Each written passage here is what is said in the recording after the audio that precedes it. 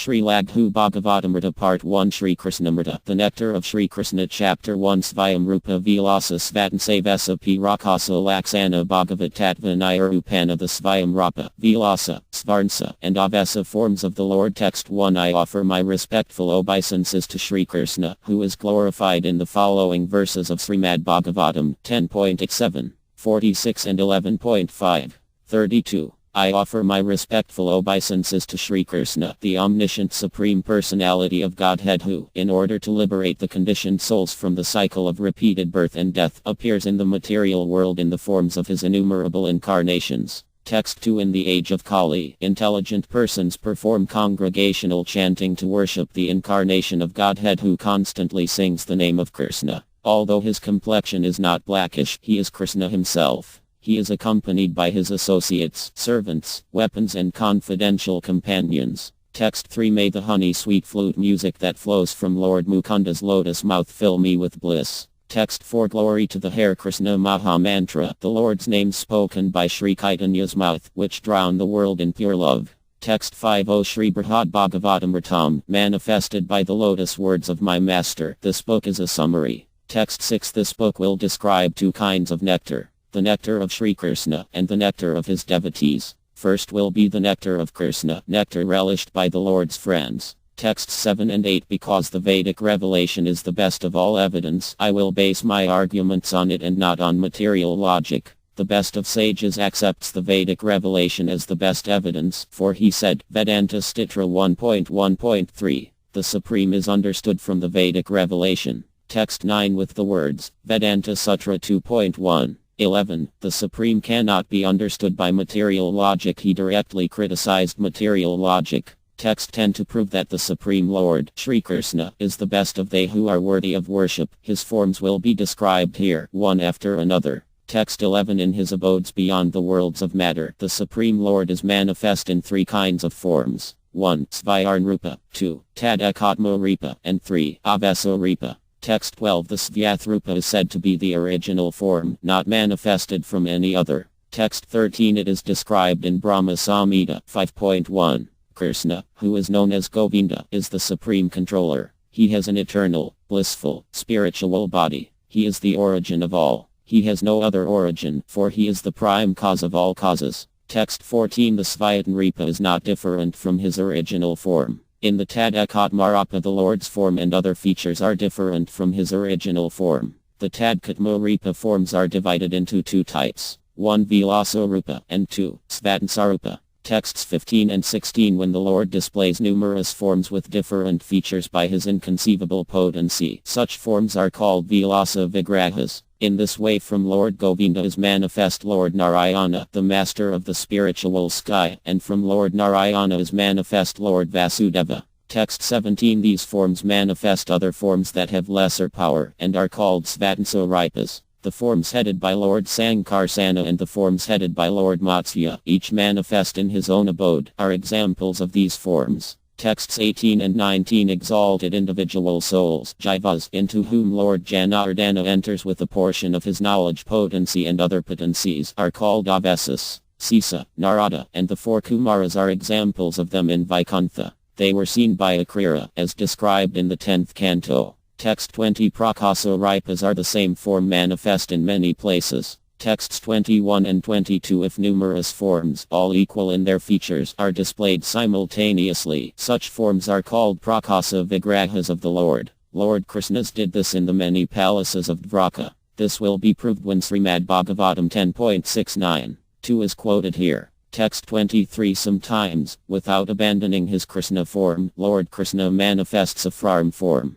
This is a Prakasa Rupa of his two-arm form. Text 24 The many forms of the Supreme Lord each have their own abode in the spiritual sky, beyond the touch of matter. This is confirmed in the Uttarakanda of the Padma Purana, and in many other Vedic literatures also. Chapter 2 The Purusa and Guna Avatars Text 1 Now the Lord's incarnations, among which SN Krishna is the best, will be described. Texts 2 and 3 To act in the material world, the Supreme Lord appears in the previously described forms and in other ways, as if he had never appeared in that way before. These appearances are known as incarnations. In this way he appears in his Tadkatma forms, such as Sasasai Vishnu, and in his empowered devotees, such as Maharaja Vasudeva. Texts 4 and 5. Again, there are three kinds of incarnations of the Lord. 1. Purusa avatars, 2. Guna avatars, and 3. Leela avatars. These incarnations are mostly Svarnsarupa and Avasarupa forms. The Lord may also appear in his Svayatanrupa among them.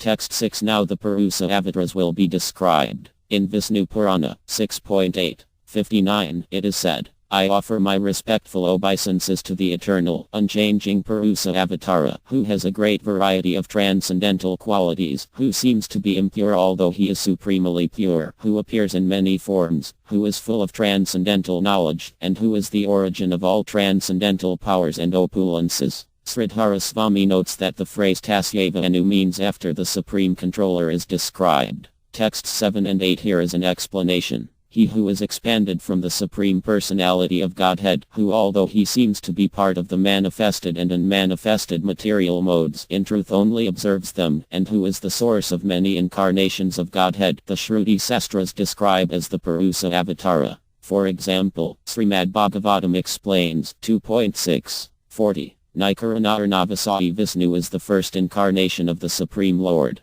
Text 9. The different Purusa avatars are described in Satvada Tantra. Vishnu has three forms called Purusas. The first, Mahavishnu, is the creator of the total material energy, Mahat. The second is Garbhodasai, who is situated within each universe, and the third is Ksirodasai, who lives in the heart of every living being. He who knows these becomes liberated from the claws of Maya. Text 10. The first Purusa Avatara is described in Srimad Bhagavatam 11.4. 3. When the primeval Lord Narayana created his universal body out of the five elements produced from himself and then entered within that universal body by his own plenary portion, he thus became known as the Purusa. Text 11. Brahma Samhita 5.1013 also describes him. The Lord of the world Mahavishnu is manifest in him, Lord Mahesvara, by his subjective portion in the form of his glands. The Lord of the mundane world, Mahavishnu, possesses thousands of heads, eyes and hands. He is the source of thousands of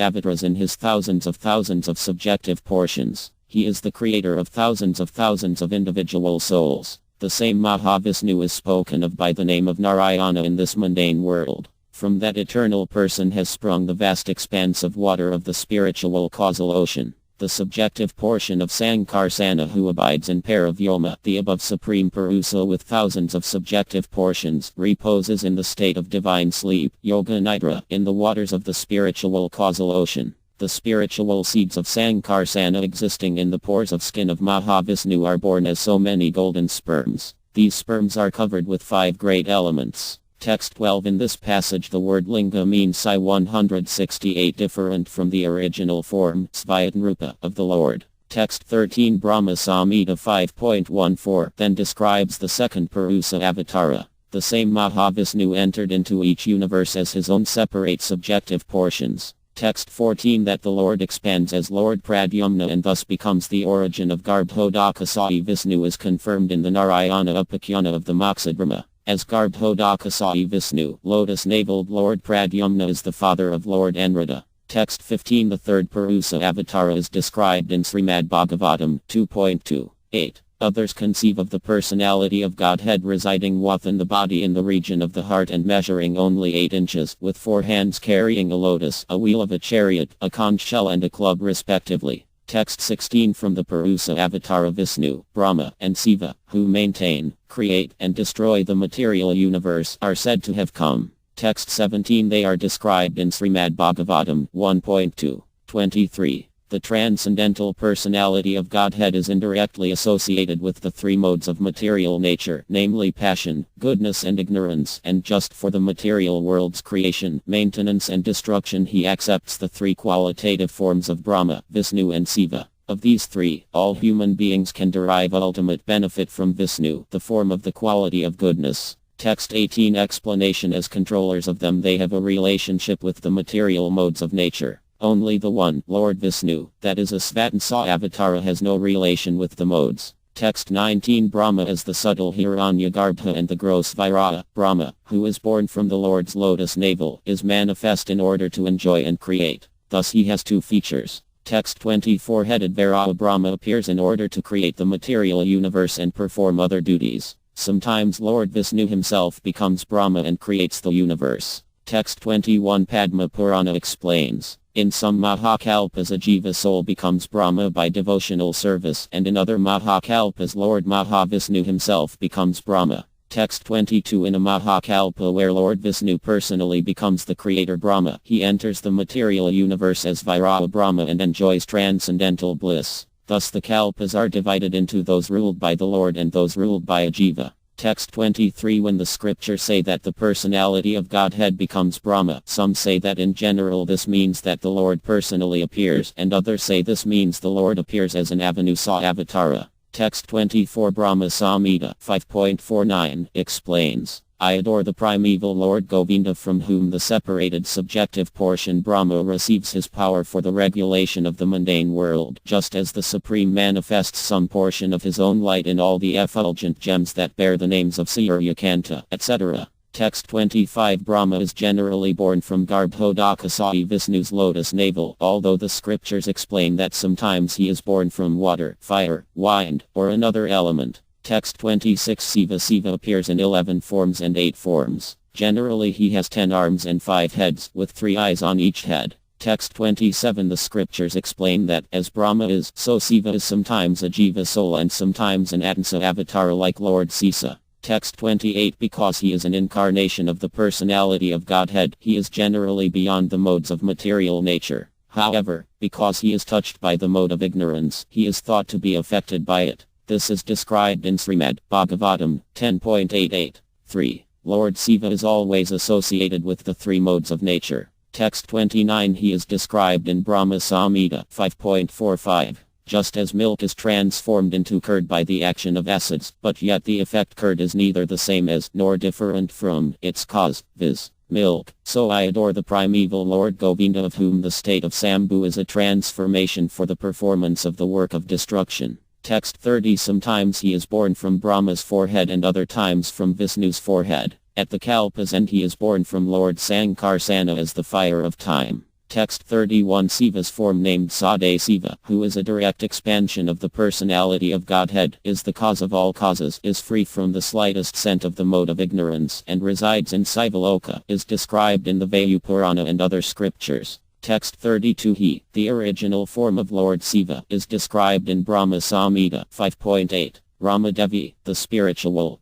potency, beloved consort of the Supreme Lord, is the regulatrix of all entities. The divine plenary portion of Krishna creates the mundane world. At creation there appears a divine halo of the nature of his own subjective portion, Svatansa. This halo is divine Sambhu, Sade Siva, the masculine symbol or manifested emblem of the Supreme Lord. This halo is the dim twilight reflection of the supreme eternal effulgence. This masculine symbol is the subjective portion of divinity who functions as progenitor of the mundane world, subject to the supreme regulatrix, Niyati. The conceiving potency in regard to mundane creation makes her appearance out of the supreme regulatrix. She is Maya, the limited, non-absolute, apara, potency, the symbol of mundane feminine productivity. The intercourse of these two brings forth the faculty of perverted cognition, the reflection of the seed of the procreative desire of the Supreme Lord. Text 33 Lord Vishnu is described in Srimad Bhagavatam 3.8. 15. Into that universal lotus flower Lord Vishnu personally entered as the supersoul, and when it was thus impregnated with all the modes of material nature, the personality of Vedic wisdom, whom we call the self-born, was generated. Text 34 The Vishnu described here is considered to be Ksirodakasai Vishnu. Because he is a Vildasa avatar of Garbhodakasai Vishnu, the great sages call him Narayana, the universal form, and the all-pervading supersoul. Text 35 The residences of Lord Vishnu in this material world, which are described in the Vishnu Dharmotara Purana and other Vedic literatures, now will be described in brief. Vishnu Dharmotara Purana explains. Texts 36-38 Above Sivaloka is the place named Vishnu Loka, which is 50,000 yojanas in measurement and cannot be approached from any other planet. Above it, to the east of Mount Meru, and in the midst of an ocean, is the splendid golden realm called Mahavishnu Loka. There, resting on the couch of Ananta Sisa, and accompanied by Srimati Lakshmi Devi, Lord Vishnu, the master of all the demigods, takes a nap at the end of the summer season. Texts 39 and 40 east of Mount Meru, in the midst of a milk ocean, is another splendid city of the Lord. There, resting on the couch of Ananta Sisa, and accompanied by Srimati Lakshmi Devi, the Lord sleeps during the 4 months of the monsoon season. Text 41 in the southern part of that milk ocean is a very beautiful and splendid island 25,000 yojanas wide called Svatadvipa. Text 42 O Yadava, the people there are splendid as the sun and handsome as the cooling moon. They are so splendid even the demigods cannot gaze on them. Texts 43 and 44 in Brahmanda Purana it is said, surrounded by the ocean of milk is a beautiful golden island 100,000 yojanas wide named Svatadvipa, which is washed on all sides by the playful jasmine and lotus waves of the splendid milk ocean. Texts 45 and 46 Vishnu Purana, Moksha Dharma, and other scriptures say, Sai 168 Svatadvipa is on the northern shore of the milk ocean. Padma Purana says Svatadvipa is north of the pure milk ocean. Texts 47 and 48 all Vedic literatures explain that Lord Vishnu and his many incarnations are beyond the influence of the 3 modes of material nature. When the word Sattva-tanu is used to describe him, it should be interpreted to mean either he who expands the activities of the mode of goodness, Sattvam Tanoti, or he who is the controller of the mode of goodness. Text 49 this is confirmed in Srimad Bhagavatam 10.88. 5. Sri Hari, the Supreme Personality of Godhead, is situated beyond the range of material nature. Therefore he is the Supreme Transcendental Person. He can see everything inside and outside. Therefore he is Supreme Overseer of all living entities. If someone takes shelter at his lotus feet and worships him, he also attains a transcendental position. Texts 50 and 51 in this way it is understood that the word Sattva-tanu means he who is the best. Thus the scriptures establish the eternality of devotional service to the Lord. Text 52 furthermore, in Padma Purana, Krishna is the origin of Lord Vishnu. He should always be remembered and never forgotten at any time. All the rules and prohibitions mentioned in the Sastras should be the servants of these 2 principles. Text 53 there it is also said, in order to bewilder the moving and non-moving inhabitants of the material universe, the Puranas and other Vedic scriptures may sometimes say that this or that demigod is the Supreme Lord. The actual final conclusion of all Vedic literatures, however, is that only Lord Vishnu, and no one else, is the Supreme Personality of Godhead. Text 54 in Srimad Bhagavatam 1.2. 26. Those who are serious about liberation are certainly non-envious, and they respect all. Yet they reject the horrible and ghastly forms of the demigods and worship only the all-blissful forms of Lord Vishnu and his plenary portions. Texts 35 and 56 the Svarnsa avatars here are called Kalas. Brahma, Siva, and all other demigods are inferior to the Svarna avatars of Lord Vishnu. Text 37 there it is also said, Srimad Bhagavatam 1.18. 21. Who can be worthy of the name of the Supreme Lord but the personality of Godhead Sri Krishna? Brahmaji collected the water emanating from the nails of his feet in order to award it to Lord Siva as a worshipful welcome. This very water, the Ganges, is purifying the whole universe, including Lord Siva. Texts 58 and 59 in Mahavraha Purana also. Matsya, Karma, Vraha, and other incarnations are equal to Lord Vishnu, for they are not different from Lord Vishnu himself. Brahma and the other material demigods are described as not equal to Lord Vishnu, although as his potency they are also equal to him. The word Prakriti, potency, here means Sai 168 spiritual potency. Because they are simultaneously different and not different from the Lord, here it is said that they are both equal to him and not equal to him. Chapter 3 Lilavatara Nirupana, the Leela Avatars Text 1 Now, primarily following Srimad Bhagavatam, I will write whatever I know of the Leela Avatars, pastime incarnations. Text 2 The 4 Kumaras are described in Srimad Bhagavatam 1.36. First of all, in the beginning of creation, there were the 4 unmarried sons of Brahma, the Kumaras, who, being situated in a vow of celibacy, underwent severe austerities for realization of the absolute truth. Texts 3 and 4 The devotees consider the 4 Kumaras a single incarnation. In order to preach devotional service and pure transcendental knowledge, they appear as the perpetually 5-year-old, fair complex-owned sons of the demigod Brahma. Text 5 Narada Muni is described in Srimad Bhagavatam 1.38. In the millennium of the Ursus, the personality of Godhead accepted the 3rd empowered incarnation in the form of Devarsi Narada, who is a great sage among the demigods. He collected expositions of the Vedas which deal with devotional service and which inspire non-fruitive action. Texts 6 and 7 to preach everything about his own devotional service. Lord Hari, who is splendid as the moon, appeared from the demigod Brahma as Devarsi Narada. In the first Kalpa, the Brahma Kapla, the four Kamdaras appear, and then Narada follows them. This happens in every Kalpa. Text 8 Lord Vraha is described in Srimad Bhagavatam 1.3.7. The supreme enjoyer of all sacrifices accepted the incarnation of Abhor, the second incarnation, and for the welfare of the earth he lifted the earth from the nether regions of the universe. Text 9 in Srimad Bhagavatam 2.7.1 Also, Lord Brahma said, when the unlimitedly powerful Lord assumed the form of a boar as a pastime just to lift the planet Earth, which was drowned in the great ocean of the universe called the Garbhodaka, the first demon, Hiranyaksa, appeared, and the Lord pierced him with his tusk. Text 10 in this, the first Kalpa, he appeared twice. To rescue the Rit, he appeared during the Svayambhuva Manvantara from Brahma's nostril, and during the Kaksusa Manvantara he appeared from the water. Texts 11 and 12 Lord Vraha, the best of tusked beasts, appears to kill Hiranyaksa and rescue the earth. Sometimes Vraha is a wild animal of the forest and sometimes he is a domestic animal. Sometimes he is dark as a rain cloud, and sometimes he is white as the moon. In this way Smriti Sastra describes two gigantic forms of Lord Vraha, the form of Vedic sacrifices. Text 13 The scriptures explain that the Praseda son, Daksa, begat children during the reign of Kaksusa Manu.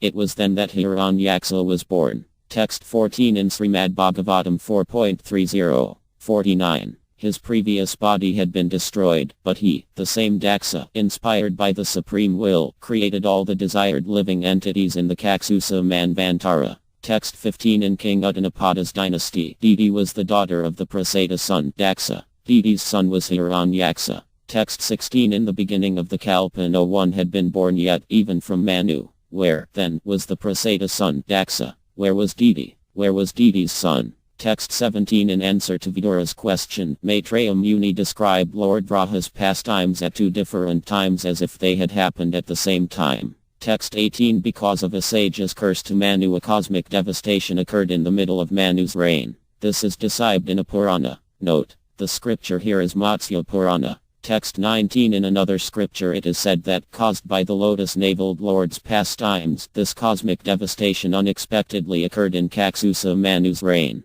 Note, the scripture here is Vishnu Dharmotara Purana. Text 20 A cosmic devastation occurs at the end of each Manu's reign. This is described by Markandeya Muni in the following verses of Vishnu Dharmotara Purana. Text 21 When Manu's reign is ended the faultless demigods that controlled the world during the Manvantara travel to the planet Maharloka and remain there. Text 22 O Yadava, at that time Manu, Indra, and the demigods take shelter of Brahmaloka, which is very difficult to attain. Text 23 O Vara, then the Supreme Lord becomes a powerful, wave-garlanded ocean and completely covers the Batala and Satala planets. Text 24 O Yadava, then everything in Barloka is destroyed. O King of Kings, only the famous great mountains are not destroyed. Text 25 O best of the Yadu dynasty, then the earth goddess becomes a boat and protects all seeds without discrimination. Texts 26 and 27 O tiger among kings, the future Manu and future seven sages famous in the world will take shelter in a boat. Lord Vishnu, the master of the universe, will assume the form of a hornfish will playfully pull that boat from place to place. Text 28 After tying the boat to the peaks of the Himalayas, that fish, the Lord of the universes, will become invisible. Manu and the sages stayed where they were. Text 29 O King, then the time will become like Satya Yuga, the waters will recede to their normal level, and Manu and the sages will recreate everything. Text 30 Saying a cosmic devastation does not occur at the end of Manu's reign. That devastation is an illusion Lord Vishnu shows to Manu. Sridhara Swami does not think there is such a devastation. Text 31 The fish incarnation, Lord Matsya, is described in Srimad Bhagavatam 1.3.15. When there was a complete inundation after the period of the Kaksusa Manu and the whole world was deep within water, the Lord accepted the form of a fish and protected Vaivasvata Manu, keeping him up in a boat. Text 32 Also in Srimad Bhagavatam 2.7.12. At the end of the millennium, the would-be Vaivasvata Manu, of the name Satyavrata, would see that the Lord in the fish incarnation is the shelter of all kinds of living entities, up to those in the earthly planets. Because of my fear of the vast water at the end of the millennium, the Vedas come out of my, Brahma's, mouth, and the Lord enjoys those vast waters and protects the Vedas. Text 33 also in Padma Purana. When Brahma said this, the Supreme Personality of Godhead, the Master of the Senses, assumed the form of a fish and entered the waters of the ocean. Text 34 Lord Matsya appeared in 2 kalpas, as Lord Vraha had done. In the first appearance, during Svayambhuva Manu's reign, he killed a demon and rescued the Vedas. In the second appearance, during Kaksusa Manu's reign, he was merciful to Satyavrata. Text 35 The first appearance of Lord Matsya is described in the quotations in text 33 and the second half of text 32. The second appearance is described in the quotations in text 31 and the first half of text 32. Thus Lord Matsya appeared as Lord Vraha head. Text 36 In this way there is a hint of Lord Matsya's appearance during the reigns of the other Manas. In this way from Vishnu Dharmottara Purana it is understood that Lord Matsya appears 14 times. Text 37 Lord Yana is described in Srimad Bhagavatam 1.3. 12. The seventh incarnation was Yana, the son of Prajapati Ruchi and his wife Akati. He controlled the period during the change of the Svayambhuva Manu and was assisted by demigods such as his son Yama. Text 38 Because Lord Yana delivered Hari, the 3 planetary systems from great sufferings, he was given the name Sai 168 Hari by his maternal grandfather, Manu. Text 39 Naranarayana races are described in Srimad Bhagavatam 1.3. 9. In the fourth incarnation, the Lord became Nara and Narayana, the twin sons of the wife of King Dharma. Thus he undertook severe and exemplary penances to control the senses. Text 40 In another scripture these 2 brothers are called Hari and Krishna. They are considered a single incarnation, as are the 4 Kumaras. Text 41 Lord Kapila is described in Srimad Bhagavatam 1.3. 10. The fifth incarnation, named Lord Kapila, is foremost among perfected beings. He gave an exposition of the creative elements and metaphysics to Asri Brahmana, for in course of time this knowledge had been lost. Text 42 Kapila Muni appeared as the son of Kardama and Devati. Because of his ruddy complexion, Brahma gave him the name Kapila. Texts 43 and 44 in Padma Purana. Lord Kapila, who is an Atansa avatar of Lord Vasudeva, spoke the Sankhya philosophy, which properly explains the meaning of the Vedas, to Asri Brahmana, the demigods headed by Brahma, and the great sages headed by Bhrigu Muni. Then a different Kapila spoke a different Sankhya philosophy, full of faulty logic and in opposition to all the Vedas, to a different Asri Brahmana. Text 45 Lord Dattatreya is described in Srimad Bhagavatam 2.7. 4. The great sage Atri prayed for offspring, and the Lord, being satisfied with him, promised to incarnate as Atri's son, Dattatreya, Datta, the son of Atri. And by the grace of the lotus feet of the Lord, many yadas, hihas, etc., became so purified that they obtained both material and spiritual blessings. Text 46 in Srimad Bhagavatam 1.3. 11. The sixth incarnation of the Purusa was the son of the sage Atri. He was born from the womb of Anasuya, who prayed for an incarnation. He spoke on the subject of transcendence to Alarka, Prahlada and others, Yadu, Hiha, etc. Text 47 in Brahmanda Purana it is said that when Atri Muni's wife, Anastya, requested him, the Lord became her son. Text 48 The scriptures further explain. Lord Vishnu, who is present everywhere in all the worlds, granted Anasya's request and appeared in her womb as Atri Muni's son. By his own wish appearing in a human-like form, and decorated with a sannyasi's garments. He was called Dattatreya. Text 49 Lord Hyagriva is described in Srimad Bhagavatam 2.7.11. The Lord appeared as the Hyagriva incarnation in a sacrifice performed by me, Brahma. He is the personified sacrifices, and the hue of his body is golden. He is the personified Vedas as well, and the supersoul of all demigods. When he breathed, all the sweet sounds of the Vedic hymns came out of his nostrils. Text 50 Appearing from the sacrificial fire, Lord Hyagriva, the master of the Vedas, killed the demons Madhu and Kaitadha and recovered the Vedas. Text 51 Lord Hansa is described in Srimad Bhagavatam 2.7.19. O Narada, you were taught about the science of God and his transcendental loving service by the personality of Godhead in his incarnation of Hatansavatara. He was very much pleased with you, due to your intense proportion of devotional service. He also explained unto you, lucidly, the full science of devotional service, which is especially understandable by persons who are soul-surrendered unto Lord Vasudeva, the personality of Godhead. Text 52. A regal swan come from the water, the Lord said. As a swan can divide milk and water, so I can understand the nature of everything. Text 53. Lord Dryavaparya is described in Srimad Bhagavatam 2.7.8. Being insulted by sharp words spoken by the co-wife of the king, even in his presence, Prince Dhruva, though only a boy, took to severe penances in the forest, and the Lord, being satisfied by his prayer, awarded him the Dhruva planet, which is worshipped by great sages, both upward and downward. Text 54. Because this incarnation is described as having appeared in the reign of Swayambhuva Manu, because his name is not specifically given here, and because Lord Yana and many other incarnations have already been described, by the process of elimination it should be said that this incarnation is Lord Prasnagarbha. This is like Govardhana Hill in Srimad Bhagavatam 10.21.18. Note, it is clear that the unnamed hill in that verse is Govardhana Hill. Text 55 in Srimad Bhagavatam 10.3, 32 and 41. My dear mother, best of the chaste, in your previous birth in the Swayambhuva millennium, you were known as Persni, and Vasudeva, who was the most pious Prajapati, was named Sutapa. Since I found no one else as highly elevated as you in simplicity and other qualities of good character, I appeared in this world as Prnigarbha, or one who is celebrated as having taken birth from Persni. Text 56. Because his name and pastimes are otherwise not mentioned here in Srimad Bhagavatam's list of incarnations, it is likely that this incarnation is Lord Prnigarbha. Text 57. If only to approach Dhruva, the Lord had descended in that form, then the Lord would also appear before others in a different form each time. Text 58. Lord Risabhadeva is described in Srimad Bhagavatam 1.3.13.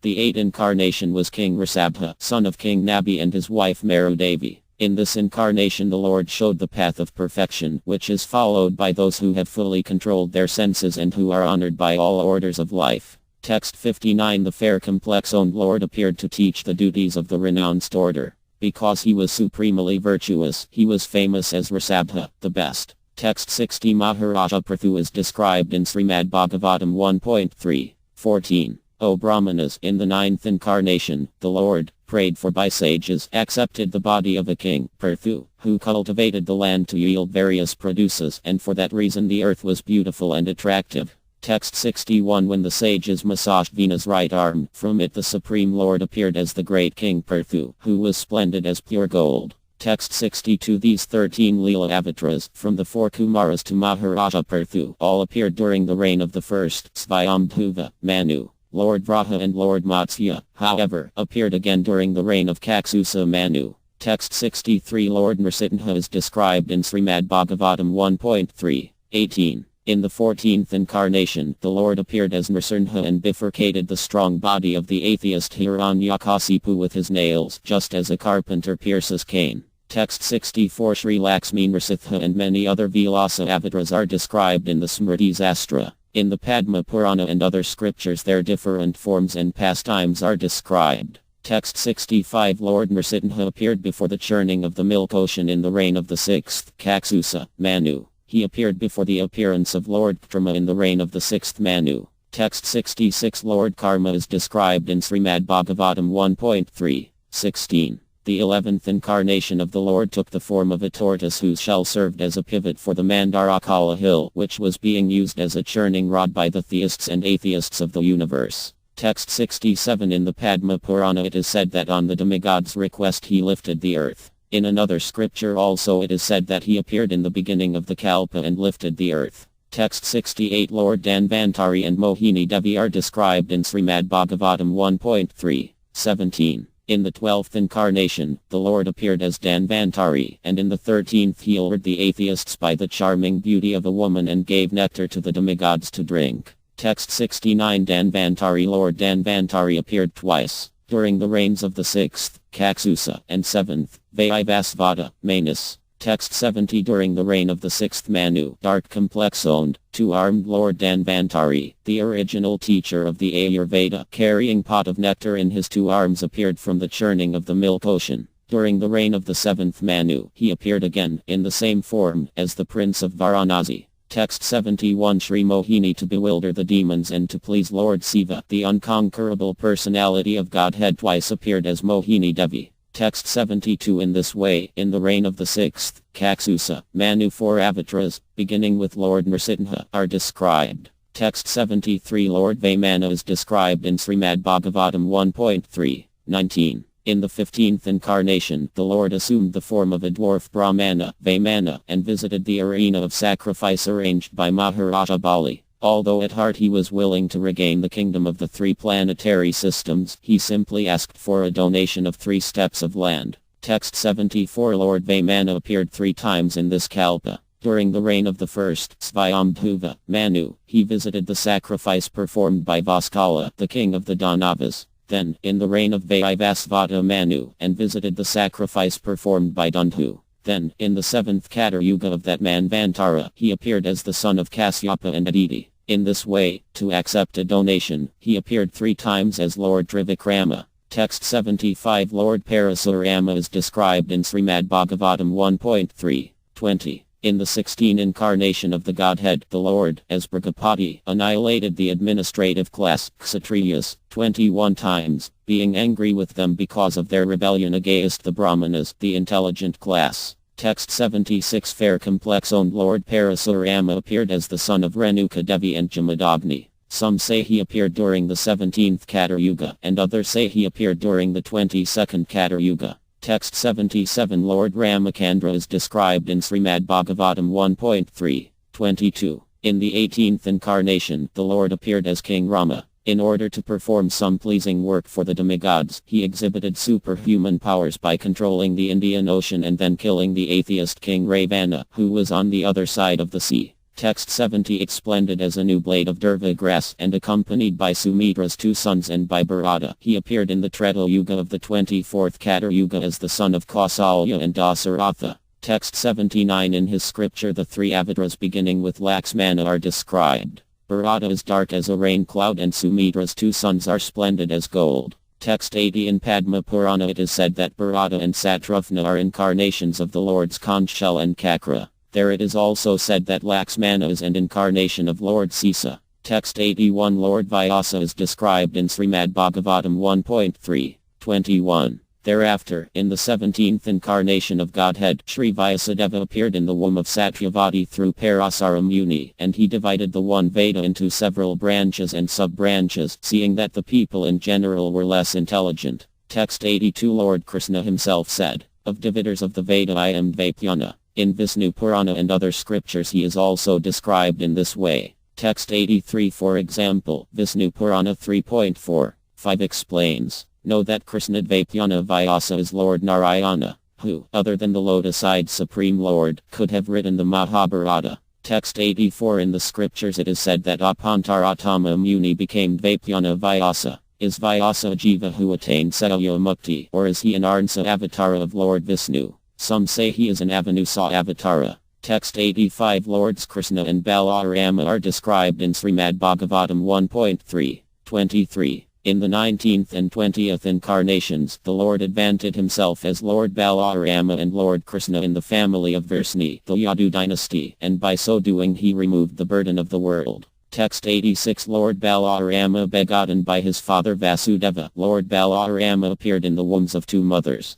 His complexion was white as camphor. He always dressed in garments dark as a rain cloud. Text 87 Meeting with Lord Sisa, who holds the earth, Lord Balarama, whose second expansion is Lord Sankarsana, appeared. Text 88 Sisa appears in 2 features. 1. As the maintainer of the universe and 2. As the couch of Lord Vishnu. As the maintainer of the universe he is an Avasa avatar of Lord Sankarsana, and as Lord Vishnu's couch he thinks himself the Lord's servant and friend. Text 89 Begotten by his father, Maharaja Vasudeva, Lord Krishna, who is dark as rain cloud, and who has 2 and sometimes 4 arms, appeared in the womb of his mother, Devaki. Text 90 Lord Buddha is described in Srimad Bhagavatam 1.3.24. Then, in the beginning of Kali Yuga, the Lord will appear as Lord Buddha, the son of Afilyana, in the province of Gaya just for the purpose of deluding those who are envious of the faithful theist. Text 91 After 2000 years of Kali Yuga had passed, he appeared.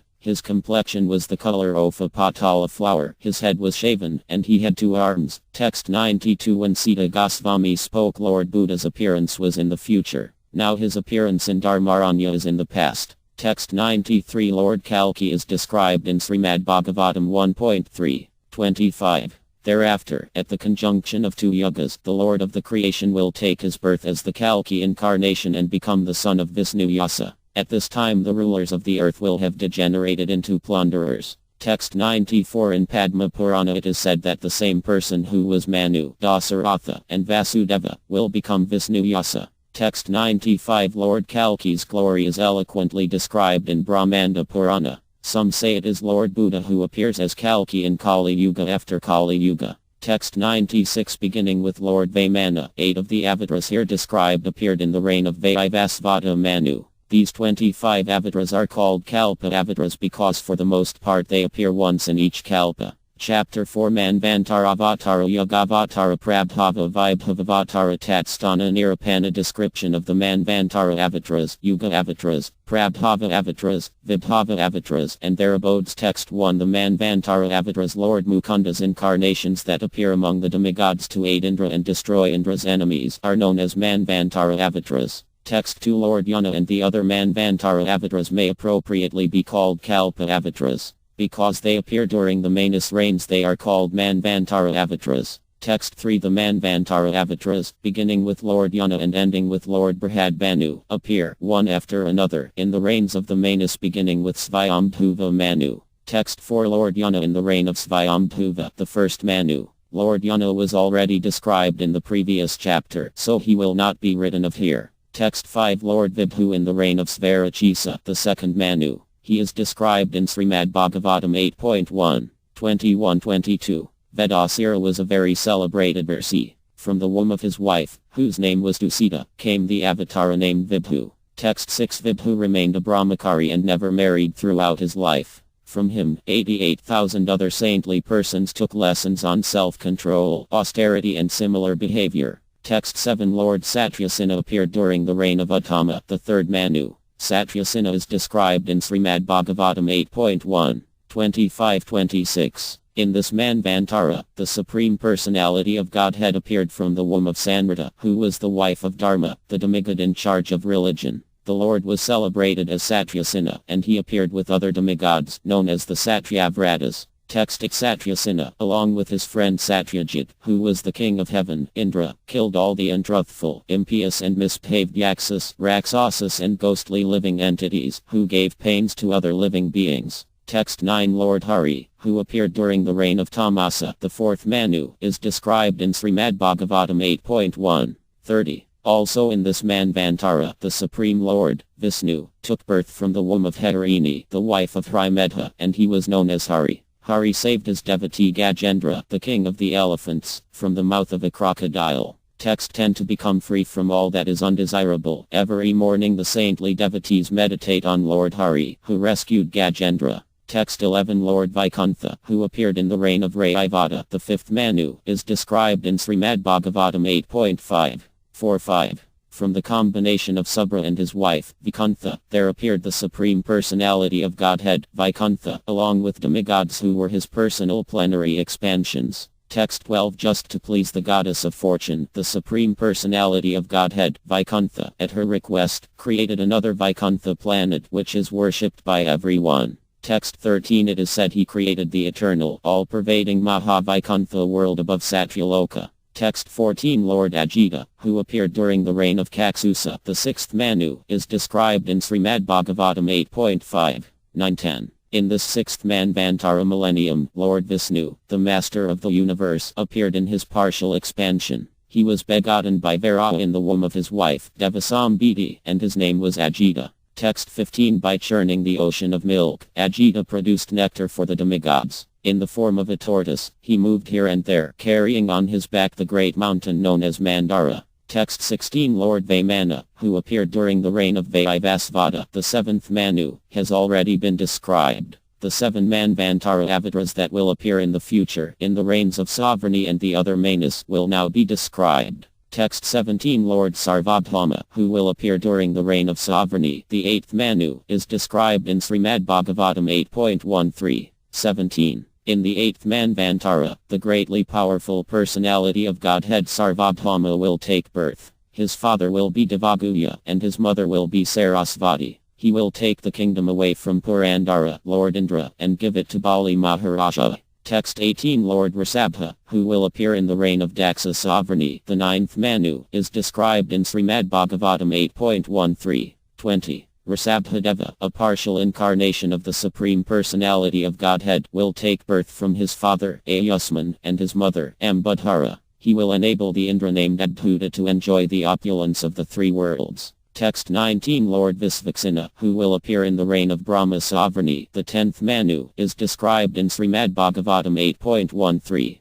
23. In the home of Visvasrasta, a plenary portion of the Supreme Personality of Godhead will appear from the womb of Visichi as the incarnation known as Visvaksena. He will make friends with Sambhu. Text 20 Lord Dharmasiddhu, who will appear in the reign of Dharma sovereignty, the 11th Manu, is described in Srimad Bhagavatam 8.13, 26. The son of Aryaka known as Dharmasiddhu, a partial incarnation of the Supreme Personality of Godhead, will appear from the womb of Vedrata, the wife of Aryaka, and will rule the three worlds. Text 21 Lord Svadama, who will appear in the reign of Rudra sovereignty, the 12th Manu, is described in Srimad Bhagavatam 8.13, 29. From the mother named Sunrata and the father named Satyasaha will come Svadama, a partial incarnation of the Supreme Personality of Godhead. He will rule that Manvantara. Text 22 Lord Yogeshvara, who will appear in the reign of Deva sovereignty, the 13th Manu, is described in Srimad Bhagavatam 8.13,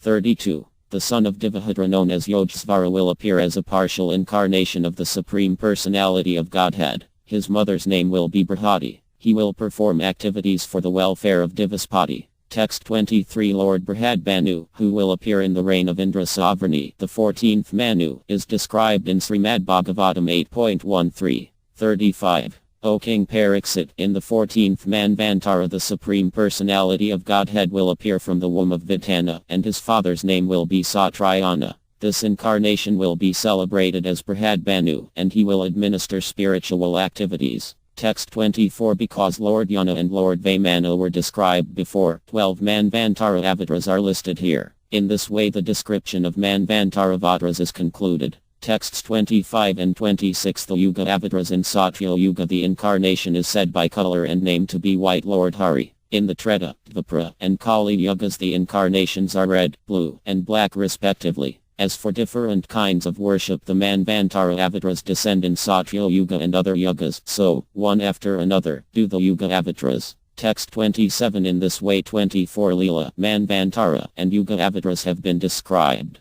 Text 28 The cycle of Kalpas, beginning with Brahma Kalpa and ending with Padma Kalpa, is repeated 1,000 times. The present Kalpa is called Svita Vraha Kalpa. Text 29 During the reign of Svayambhuva Manu, at the beginning of Brahma Kalpa, the four Kumaras, Narada Muni, and many other incarnations appeared. Other incarnations also appeared later, during the reigns of Kaksusa and the other Manas. Text 30 The Manas, beginning with Svayambhuva, appear one after the other in each Kalpa, and the Manvantara avatars, beginning with Lord Yana, also appear in the same way. Text 31 Vara's question in Vishnu Dharmotara Purana. O Brahmana, you have said that in every day of Brahma 14 Manas always appear, one after the other. O knower of religion, are there any other Manas? Please break my doubt. Texts 32 and 33 Sri Markanda's reply. O great king, in each kalpa there are 14 Manas. You should not doubt. Know that, as you have said, they all have the same form. Sometimes some, by the Supreme Lord's potency, are different. Texts 34 and 35 There are 4 other kinds of avatars. 1. Avasa Avatara, 2. Prabhava Avatara, 3. Vibhavavasta Avatara, and 4. Paravasta Avatara. The Avasa avatars may be understood from the previous descriptions of the Kumaras, Narada Muni, Maharaja Parthu, and others. Text 36 in Padma Purana. All-powerful Lord Hari entered the Kumaras and Narada. Text 37 in the same book. The Supreme Personality of Godhead, who has 4 arms and holds a conch shell and chakra, entered Maharaja Parthu. Text 38 in that book it is also said, The Supreme Personality of Godhead also entered Parasurama. Text 39. It is also said, O Goddess, I have thus described to you the pastimes of Lord Parasurama, who is a Sakti Avesa Avatara of Lord Vishnu. Text 40. In Vishnu Dharma Purana it is seen that Lord Kalki is also an Avanusa Avatara. Texts 41-43. There it is said, in Kali Yuga Lord Hari is not seen in a directly visible incarnation as he is seen in the Satya and other yugas. For this reason it is written that he appears in 3 yugas, Tri-yuga. At the end of Kali Yuga, Lord Vasudeva enters the learned Vedic scholar Kalki and corrects the situation in the material world. Then, entering many saintly persons who had taken birth before, the Lord fulfills his plan in Kali Yuga. Text 44. For them the status of being an avatar of the Lord is only a metaphor. Note, this is because the Avesa avatars are Jivas. Text 45. Prabhava avatars and Vibhava avatars, the personal forms of Lord Hari that are less than his Paravasta form, are called by different names according to the differing degrees of their powers. Texts 46 and 47. With the eye of the scriptures the Prabhava avatars are seen to be of 2 kinds. The first kind is briefly manifest and not very famous. Among them are Mohini, Hatansa, and the Yuga avatars beginning with Sukla. The second kind are authors of scriptures. Generally they are great sages. Among them are Danvantari, Risabha, Vyasa, Dattatreya, and Kapila. Texts 48 and 49. The Vibhava avatars are Karma, Matsya, Nara's friend Rayana Ursi, Vraha, Hyagriva, Pr Nigarbha, Balarama, and the 14 Manvantara avatars beginning with Yana. In this way 21 Vibhava avatars are listed. Texts 50 and 51. Among the 9 Viha incarnations Vraha and Hyagriva are the best, and among the Manvantara avatars 4, Hari, Vaikuntha, Ajita, and Vaimana, are the best. These 6 Vibhava avatars are like the Paravavasta forms of the Lord. Text 52. With the eye of the scriptures it is written that some of these avatars have abodes within the material universe. The words of Vishnu Dharmotara Purana are evidence for this. Text 53. In Vishnu Dharmotara Purana, above that is the 5th place, a red world named Mahatala. In that place is a great lake 100,000 yojanas 800,000 miles in breadth. There Lord Hari, in the form of Karma, personally resides. Text 54. Above that place is another of the same size, where there is a lake 300,000 yojanas 2,400,000 miles in breadth. In that lake Lord Hari in his form of Matsya resides. Texts 55-57. Nara's friend Narayana Risi resides at Badarikasrama, and Arvraha is said to reside on Maharloka, where his abode is 3 million yojanas 24 million miles in breadth. Anantasesa's beautiful abode is 500,000 yojanas 4 million miles in breadth. Text 58. The beautiful and self-effulgent realm Vrahaloka touches the material universe as it stands beneath everything. There, in the form of Svetavaraha, the Supreme Lord resides. Text 59. Above that is another realm of the same size. This 4th realm, its ground-colored yellow, is named Gabhastatala. There the Supreme Lord Vishnu, splendid as hundreds of moons and decorated with golden ornaments, appears in a form with a horse's head. Text 60-62. Above Brahmaloka is the home of Krishnagarbha. Where Krishna stays there Balarama, whose Arnsa Avatara resides in Patalaloka, who always carries a palm tree flag, who is eloquent, who is decorated with a forest garland, who carries a plow, club, and sword, who is decorated with blue garments, and who always wears on his head a jewel picture of Anantasesa, stays also. Text 63-64. Above Brahmaloka is the realm of Lord Hari. In Svarloka is the home of Lord Vishnu, who is the son of Vaikuntha Devi. The Lord is also personally manifested in Vaikuntha Loka. Text 65-67. Lord Ajita's residence is considered to be on Dryavaloka, and Lord Vaimana's residence is considered to be on Bhuvarloka. Lord Trivikrama's residence is said to be on Tapaloka, and Lord Narayana's spiritual Arama is on Brahmaloka. He has also created a residence above Brahmaloka. This was explained in Harivatansa 127.37, where Maharaja Indra said to Narada Muni. Text 68. O sage, above all the worlds Lord Vishnu made his own abode, which eclipses even my realm. Text 69. In the spiritual sky is the supremely wonderful home of all the avatars. In the scriptures this is described. Text 70. In Padma Purana, all the splendid avatars, beginning with Matsya and Karma, eternally reside in the eternal realm of Vaikuntha. Chapter 5 Paravasta Nirupana Description of the most important forms of the Lord. Text 1 In some places Lord Krishna is said to be an avatar of Nara's friend Narayana Ursi, and in other places it is said he is an avatar of Lord Vamana. The wise do not accept these statements. Text 2 In Skanda Purana, Dharma's two sons, who are named Nara and Narayana Ursi, and who are Atnavatras of Lord Hari, have now taken birth as Krishna and Arjuna in the dynasty of the moon god. Text 3 in Srimad Bhagavatam 4.1, 59, that Narayana Ursi, who is a partial expansion of Krishna, has now appeared in the dynasties of Yadu and Kuru, in the forms of Krishna and Arjuna respectively, to mitigate the burden of the world. Text 4 A very strong argument is found in Srimad Bhagavatam 10.69, 16. The personality of Godhead, Krishna, who is the incarnation of Narayana Ursi, the friend of Nara Ursi, thus worshipped the sage Narada according to Vedic regulative principles. Welcoming him with sweet nectarean words, he addressed Narada as Bhagavan, or one who is self-sufficient, possessing all kinds of knowledge, renunciation, strength, fame, beauty, and similar other opulences. He particularly asked Narada, "What can I do in your service?"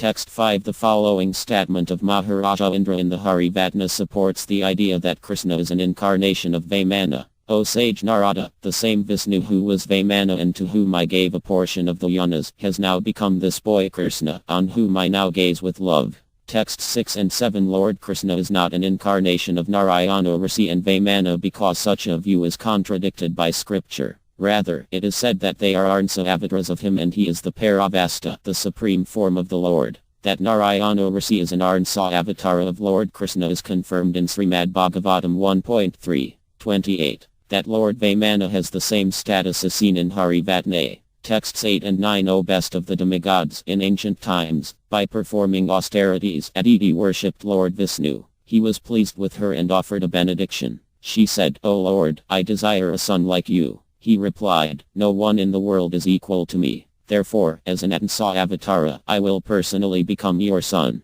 Texts 10 and 11 That Sri Krishna is the Paravasta form of the Lord is clearly proved by what was previously said. In the scriptures he is called Paravasta and Sampurnavasta, the complete form of the Lord. This refutes the idea that he is an Arsa avatara. Statements supporting that idea should be seen in a different way. Text 12 The Skanda Purana verse quoted in text 2 should be interpreted in this way. Krishna and Arjuna, for whom Nara and Narayana Ursis are dear as their own selves, have appeared in this world, taking shelter of the Kshatriya dynasty descending from the moon god. Text 13 in Srimad Bhagavatam 4.1, 59, quoted in text 3, Nara and Narayana Ursis, who are Arnsa avatars of Lord Hari, should be taken as the subject of the sentence, and Krishna and Arjuna, who appeared at the end of the Prayuga, should be taken as the object. Note, in this way the verse is interpreted to mean, Nara and Narayana Ursis, who are Arnsa avatars of Lord Hari, entered the transcendental bodies of Krishna and Arjuna, and came with them as they appeared in the dynasties of Yadu and Kuru in order to mitigate the burden of the world.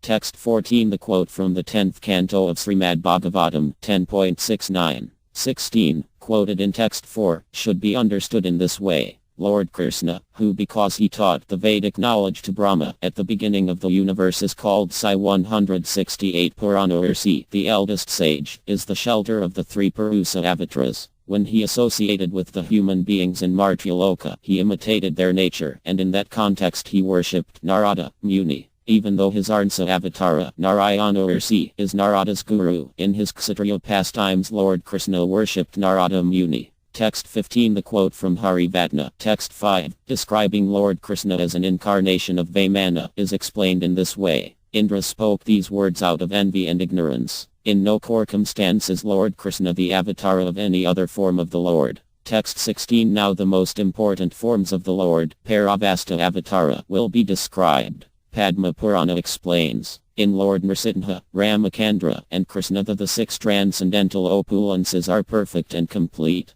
They are the Paravastas, most important forms of the Lord. From him, Krishna, they are manifested as lamps are lighted from an original lamp. Text 17 Lord Nrsimha is described in Sridhara Swami's commentary on Srimad Bhagavatam 1.1, 1, and 10.87, 1. Let me offer my obeisances unto Lord Nrsimhadeva, who is always enlightening Prahlada Maharaja within his heart and who always kills the nescience that attacks the devotees. His mercy is distributed like moonshine, and his face is like that of a lion. Let me offer my obeisances unto him again and again. Text 18 Lord Nrsimhadeva is always assisted by Sarasvati, the goddess of learning, and he is always embracing to his chest the goddess of fortune. The Lord is always complete in knowledge within himself. Let us offer obeisances unto Nrsimhadeva. Text 19 Narada, Muni described to King Yudhishthira, the anger of the pillar's son, Lord Nrsimha, which with its deep roar stunned lotus-born Brahma. Text 20 in Srimad Bhagavatam 7.8, 32-33. The hair on Nrsimhadeva's head shook the clouds and scattered them here and there. His glaring eyes stole the effulgence of the luminaries in the sky, and his breathing agitated the seas and oceans. Because of his roaring, all the elephants in the world began to cry in fear. Text 21 Airplanes were thrown into outer space and the upper planetary system by the hair on Nrsimhadeva's head.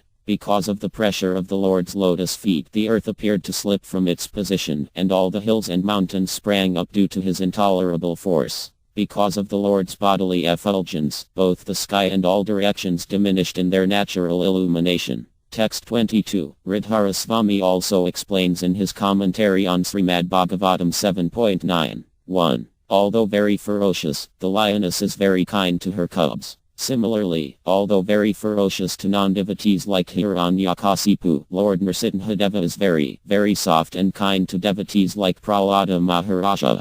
Texts 23 and 24 The blissful glories of Lord Nrsimha are described in the Nrsimhatapani Upanishad. It is said that Lord Nrsimha resides both in Janaloka and in the world of Visnuloka, which is above all. Text 25 Sri Ramacandra greater even than the one, Lord Nrsimha, before, exalted with the 6 transcendental qualities and a nectar moon of all sweetness, Lord Ramacandra, the best of the Raghas, shines with great splendor. Text 26 in Padma Purana. Let us offer our respectful obeisances to Lord Ramacandra, the personality of Godhead, who is the delight of King Raghu, who broke Siva's bow, and who is the sandal paste that delights Sita Devi's heart. Text 27 The Sri Ramarkana Dipika describes Lord Ramacandra's birth festival. Text 28 During the 9th Tithi, when 5 planets were exalted, when Jupiter was conjoined with the moon in the constellation Punarvasu in Cancer on the ascendant, and when the sun was in Aries, from the Arani wood of Ayodhya was kindled a sacrificial fire of unprecedented power manifested to burn the Palasa wood fuel of a great host of demons.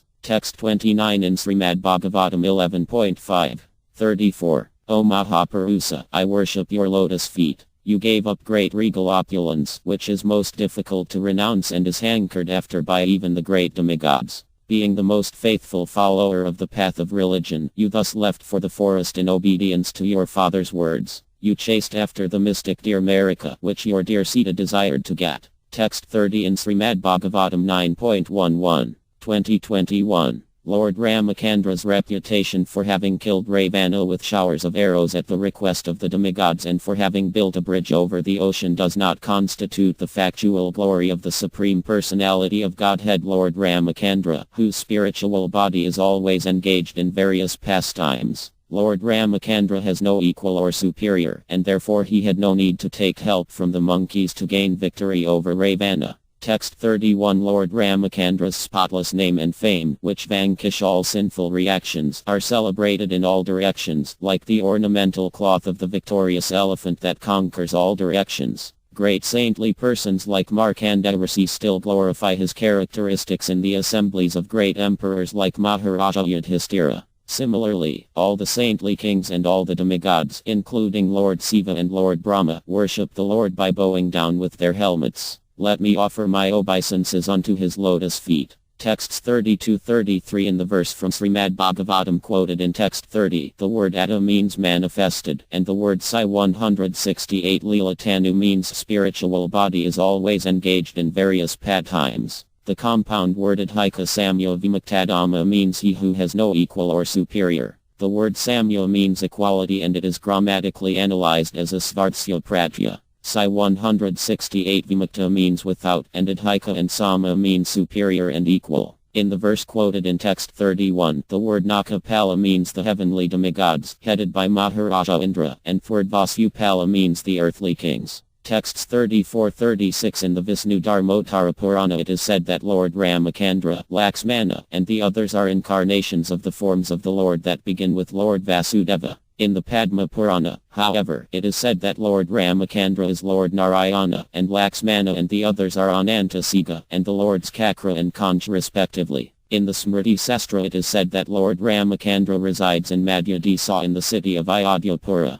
It is also said that he resides in Maha Vaikuntha. Text 37 Lord Krishna is described by Bilvamangala Thakura. There may be many all-auspicious incarnations of the personality of Godhead, but who other than Lord Sri Krishna can bestow love of God upon the surrendered souls? Texts 38-39 Devak's son Krishna, who is an unprecedented ocean of the nectar of sweetness and opulence, has been served and worshipped from time immemorial. In the Puranas and other scriptures it is said that he resides in 4 abodes: Vraja, Mathura, Dvaraka, and Gokula. Text 40 Here someone may object, but it is clearly said that Lord Nrsimha and Lord Ramakandra are equal to Lord Krishna. The answer to this objection is seen in the Vishnu Purana. Texts 41 and 42 Maitreya's question in the 4th canto of Vishnu Purana. As Hiranyakasipu and Ravana, this demon, enjoyed sensual pleasures unavailable for even the great demigods, and then was personally killed by Lord Vishnu himself. Why did this demon not attain Sayo Mukti then? Only as Sisupala did he attain Sayo Mukti, the liberation of merging into eternal Lord Hari. Text 43 Sri Parayara's answer. The Supreme Personality of Godhead, who maintains, creates, and destroys the entire cosmic manifestation, manifested the unprecedented form of Lord Nrsimha in order to kill Hiranyakasipu, the king of the demons. The thought that Lord Nrsimha was actually the Supreme Lord Vishnu was not manifest in Hiranyakasipu's mind. Because Hiranyakasipu was overwhelmed by the mode of passion, at the time of his death he was not able to meditate on the transcendental personality who was killing him. For these reasons Hiranyakasipu did not attain liberation, but instead took birth as the demon Ravana, whose sense gratification was greater than all the pleasures in the 3 worlds. Texts 44 and 45 For these reasons Hiranyakasipu was not able to fix his mind in meditation on the supremely opulent and independent personality of Godhead, who has neither beginning nor end. When Hiranyakasipu was born again as the demon Ravana, he became a slave to lust. His mind was completely attached to Sita Devi, and he was therefore not able to fix his mind in meditation on the Supreme Personality of Godhead in his form as Ramakandra, the son of Dasaratha. As Ravana was being killed by Ramakandra, the demon thought Rama to be an ordinary human being, and for this reason Ravana did not attain liberation because of being killed by the Lord, but in his next birth as Sisupala, merely attained seemingly imperishable opulence and power, which was celebrated throughout the entire earth. Text 46 In this birth as Sisupala he was able to completely hate the Supreme Lord Krishna. He constantly criticized Lord Krishna with words, and in this way constantly called out the Lord's holy names. With great animosity he constantly meditated on Krishna's form, decorated with splendid yellow garments, golden bracelets, and a glittering crown adorned with a peacock feather. He meditated on Krishna's eyes handsome as blossoming lotus petals, and Krishna's 4 broad arms, holding the conch, chakra, club, and lotus. While walking, eating, bathing, sitting, sleeping, and performing all other activities, Sisupala remembered Krishna with hatred. His mind never deviated from Krishna for even a moment. Text 47 Determined to die at Krishna's hand, Sisupala repeatedly insulted the Lord, and when Lord Krishna finally dispatched the Sudarsana Chakra to kill him, Sisupala could understand that the glittering effulgence of the Chakra was actually the imperishable Supreme Brahman. Texts 48 and 49 In this way, when Sisupala was killed by the Lord's Sudarsana Chakra, all his sins were burned away, and he attained Sayo Mukti, entering the Lord's own transcendental form.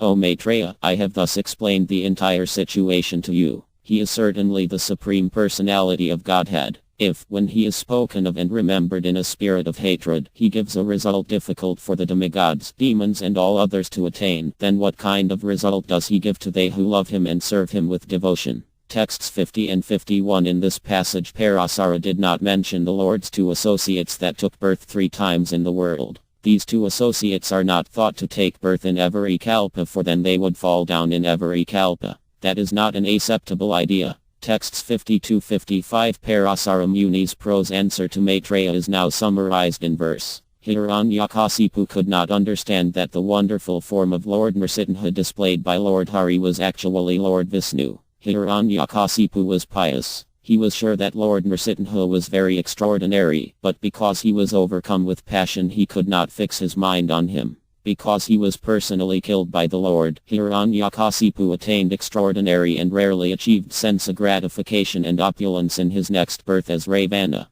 Texts 56 and 57 Because he could not recognize Lord Nrsimha as Lord Vishnu, and because he was not filled with hatred for him, Hiranyakasipu was not fixed in meditation on the Lord. If without meditating on the Lord he had hated him, he would have gone to hell as King Vena had gone. Because he was killed by the Lord's own hand, he attained great good fortune. Thinking of them, Parasara, refers to the Lord's transcendental virtues here by speaking the word Ava. Certainly. Texts 58 and 59 Because he was not absorbed in meditation on the Lord and because his sins were not yet destroyed, he could not see the Lord's pure nature. Even thought he Lord was manifest before him, he could not merge into the form of his supreme Brahman. In his birth as Ravana, he became a slave to lust. At the time of his death he thought Lord Rama a mere human being. Text 60-62 Then he took birth as Sisupala, and again he attained great opulence. Because in that birth he chanted all the names of the goddess of fortune's husband, Lord Narayana, he could understand that Lord Vishnu had killed him twice. For this reason, out of great hatred he always chanted the Lord's names and criticized him in many ways.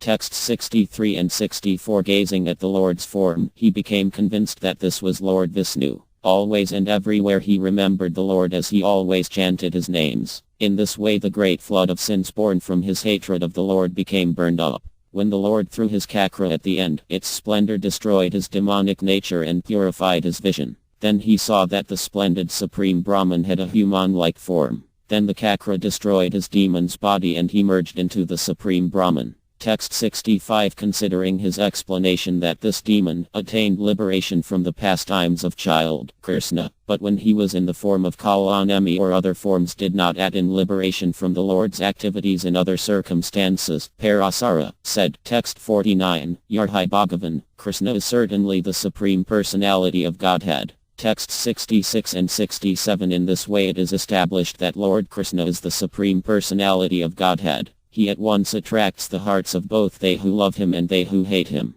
Therefore the glorification of him in text 49 is not surprising. Considering this prose explanation, it is said, how much greater than the destination of they who hate the Lord is the destination attained by they who serve him with love. Text 68-70 Now please hear the reason for all the Lord's names. Some are names of Lord Narayana, the husband of the goddess of fortune, and others are names of Lord Krishna, the best of the yadis. The names Daityari, the enemy of the demons, Pundrakaksa, the lotus-eyed one, Sarnji, the holder of the Saranga bow, Grudavahana, he who rides on Gruda, Pitambara, he who is dressed in yellow garments, Kakrapani, the holder of the Sudrasana Kakra, Srivatsanka, he who is decorated with the mark of Srivatsa, and Katarbuja, he who has 4 arms, are names of both Lord Narayana and Lord Krishna. Text 71 Because he is Vasudeva's son, the Lord is called Vasudeva. Because he was born in the Madhu dynasty, he is called Madhava. Text 72 in Sri Hari Vatne 63.36. Also, the Gopis in Vrindavana called Krishna Damodara, because he was bound with a rope, Dama. Text 73 and 74 There again, Sri Hari Varanga 158.3032. Resting in a cartwheel cradle, child. Krishna killed a cruel and powerful demoness named Pitana who, pretending to be full of maternal affection, offered him her breast smeared with poison. When the residents of Vra saw the demoness was killed, they exclaimed, "This child is born again, Adhaksaya." For this reason, Krishna is known as Adhoksaya. Text 75 The commentary explains, Adha means beneath, Aksa means the cartwheel, and Ya means born again. In this way they said the word Adhoksaya, he who is born again under the cartwheel. Text 76 There again, Indra to Lord Krishna in Hari Vatansa 75.85. I am king of the demigods and you are king of these Surabhi cows. For this reason the worlds will eternally address you as Govinda, king of the cows. Text 77 There again, Indra to Krishna in Hari Vatansa 75.86. The Surabhi cows have made you their king. O Krishna, because you are a king greater than I, the demigods in heaven will call you Upendra, above Indra. Text 78 in Vishnu Purana. O Krishna, because you killed the Kesi demon, you will be known in this world by the name Kesava, the killer of Kesi. Text 79 interpreted in another way, these may be names of Lord Narayana, the husband of goddess of fortune. Text 80 how can demons who hate the personality of Godhead and have never come in contact with Lord Krishna attain liberation? That they cannot attain liberation is confirmed by the use of the word eva, certainly, twice in the following verses. Text 81 in Bhagavad Gita 16.19-20. Those who are envious and mischievous, who are the lowest among men, are cast by me into the ocean of material existence, into various demoniac species of life. Text 82 attaining repeated birth amongst the species of demoniac life, such persons can never approach me. Gradually they sink down to the most abominable type of existence. Text 83 in these verses Krishna says, if those who hate me do not come into contact with me in my form as Krishna, they will certainly take birth in a very low species. Text 84 therefore Lord Krishna is the best of the three Paravasta forms of the Lord. Why should this be surprising? His exalted nature of granting liberation to his enemies cannot be seen in any other form of the Lord. Text 85 in the description of the 14-syllable mantra in the Swayambhuva Agama, Lord Ramakandra, Lord Nrsimha, and the other incarnations are worshipped as disguised forms of him, Lord Krishna. Text 86a, here someone may object, is it not said in the scriptures that all the Lord's forms are equal? In Mahavraha Purana it is said, all the Lord's forms are eternal and imperishable. They are free from birth and death. They are never material. They are all full of all bliss, all knowledge, and all virtue. They are free of any fault. Text 86b. Furthermore, in Sri Narada Pathikharatra, when the jewel known as Vaidurya touches other materials, it appears to be separated into different colors. Consequently, the forms also appear different. Similarly, according to the meditational ecstasy of the devotee, the Lord, who is known as Achyuta, infallible, appears in different forms, although he is essentially one.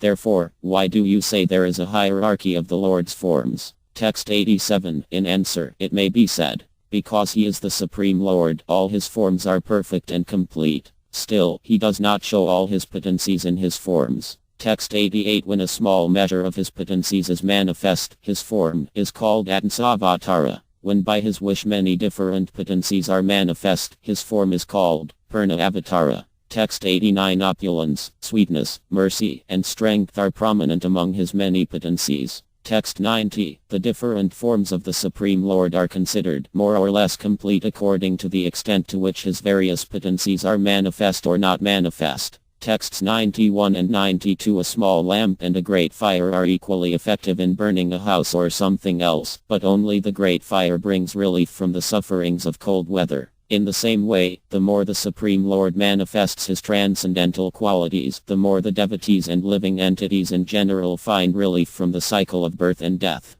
Text 93 he may be one and he may be many. He may be an Arnsa Avatara and he may be the origin of the Arnsa Avataras. Because of his limitless and inconceivable potency nothing is impossible. Text 94 one form many be manifest as many. This is described in Srimad Bhagavatam 10.69. 2. It is astounding that Lord Sri Krishna, who is one without a second, expanded himself in 16,000 similar forms to marry 16,000 queens in their respective homes. Text 95 many forms may combine to become one form. This is described in Padma Purana. The Supreme Person, Lord Hari, who is the original creator of everything and who is faultless and beyond the influence of the three modes of material nature, expanded himself into many forms and then again all these forms combined together and only one Lord Hari was manifest. Text 96 although he is one, he manifests as many Arsa Avataras and he has many different, even mutually contradictory potencies. This is described in Srimad Bhagavatam 10.40.7 where Akrara prays to the Lord. Their thoughts placed in you, they worship you, who have one form and many forms. Text 97 he is neither great nor small. He is great and small. He is colorless. He is said to have red eyes. It is said that by the touch of his potencies the Supreme Lord has many mutually contradictory qualities. Text 98 in the personality of Godhead there are no faults, but only a great variety of mutually contradictory virtues. Text 99. The following prose statement of Srimad Bhagavatam 6.9. 34-36 describes the inconceivable, mutually contradictory, variegated potencies of the Supreme Lord. O Lord, you need no support, and although you have no material body, you do not need cooperation from us. Since you are the cause of the cosmic manifestation and you supply its material ingredients without being transformed, you create, maintain and annihilate this cosmic manifestation by yourself. Nevertheless, although you appear engaged in material activity, you are transcendental to all material qualities. Consequently, these transcendental activities of yours are extremely difficult to understand. Text 100. These are our inquiries. The ordinary conditioned soul is subject to the material laws, and he thus receives the fruits of his actions. Does your lordship, like an ordinary human being, exist within this material world in a body produced by the material modes? Do you enjoy or suffer the good or bad results of actions under the influence of time, past work and so forth? Or, on the contrary, are you present here only as a neutral witness who is self-sufficient, free from all material desires, and always full of spiritual potency? We certainly cannot understand your actual position. Text 101. O Supreme Personality of Godhead, all contradictions can be reconciled in you. O Lord, since you are the Supreme Person, the reservoir of unlimited spiritual qualities, the Supreme Controller, your unlimited glories are inconceivable to the conditioned souls. Many modern theologians argue about right and wrong without knowing what is actually right. Their arguments are always false and their judgments inconclusive because they have no authorized evidence with which to gain knowledge of you.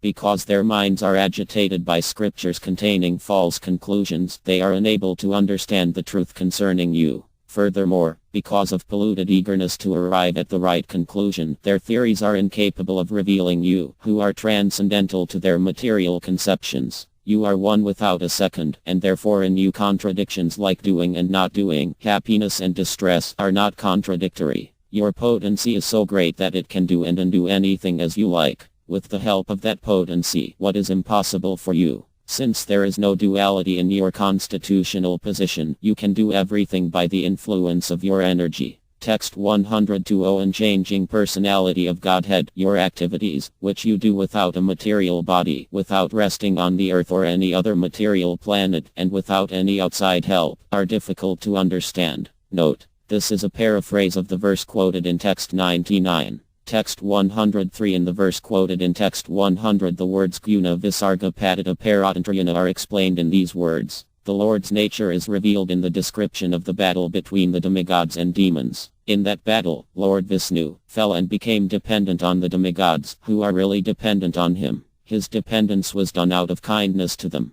Texts 104 and 105. In the verse quoted in text 100, the word Svakrita means accepted. Kusala means Sai 168 auspiciousness and inauspiciousness and happiness and distress. Atmarama means neutral, and Sai 168 Navidama means we do not understand how these contradictions can exist in you. Texts 106 and 107. In text 101, the word Bhagavati begins a clause of 2 words and the word Isvar begins a clause of 5 words. The word Bhagavati clearly means that the Lord is all-knowing and has transcendental qualities. The word Sai 168 Kaval clearly means that he is the Brahman. Text 108. Although as the Brahman he is impartial to everyone, as his first 2 features he is inclined to his devotees. Note: the first 2 features here, meaning the clause beginning with the word Bhagavati, refers to Bhagavan. Text 109. Someone may object: how can the one Supreme Personality of Godhead manifest 2 forms simultaneously? Here it is said, in the verse quoted in text 101,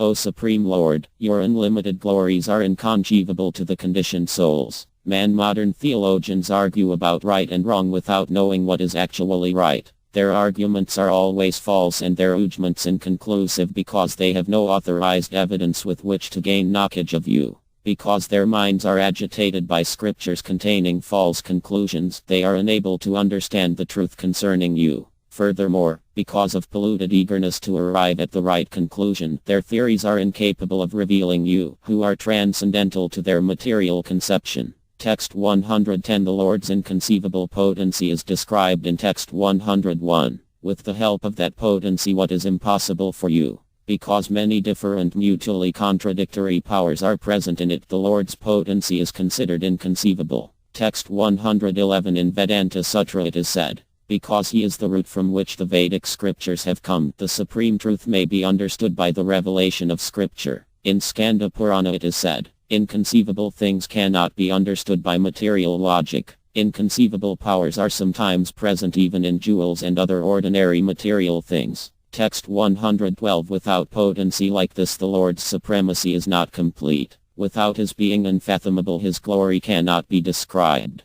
Text 113 to they who see illusions or mirages the Lord's supremacy is not manifest. Text 114 in text 101 first comes the phrase beginning with Sai 168 Nahai, then the phrase beginning with Aparada, and then the 6 words beginning with Bhagavati. Here the original sequence of words is not useful. Note, text 101 is to be interpreted with the words in this sequence and not their original sequence. Text 115 that the Lord has mutually contradictory qualities abham, as described in text 101, is not refuted by either scripture or logic. However, by they who do not know the truth and who think in terms of the higher and lower things of the material world, you are not understood. You are like a rope that is mistaken for a snake. Text 116 someone may object. He is the Brahman of non-dual knowledge, and again he is Bhagavan, the Supreme Person who has many different qualities. He is seen to have 2 forms. The reply. Text 101 says Svarupadvyabhavat, which means that sometimes contradictory qualities are separated into different forms.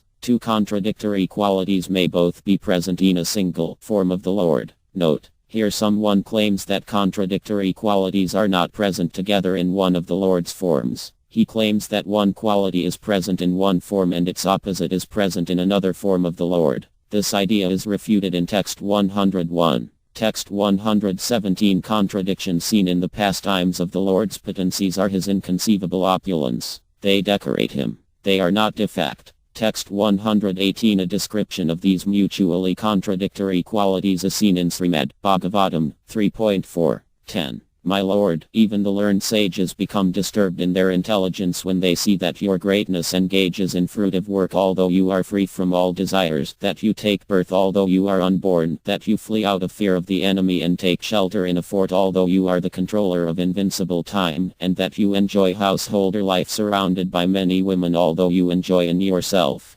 Text 119 if these things were not true, then the sage's intelligence would be bewildered. That is not so. The Lord's inconceivable potency is the cause of these pastimes. Whatever he wishes it manifests. Text 120 now that this has been said, Lord Krishna's real nature will be described. Here someone may object. Is it not so that Lord Krishna is not superior to either the Purusa Avatara or to the Supersoul, who is the master of the universe? Note. Here an imaginary objector argues that Lord Krishna is not the original form of Th Lord, but only an expansion of Lord Ksirodakasai Vishnu. His argument begins in text 120 and continues until text 140. Srila Rupa Goswami refutation of this idea begins in text 11. Text 121 furthermore, it is said, in Srimad Bhagavatam 1.3.15.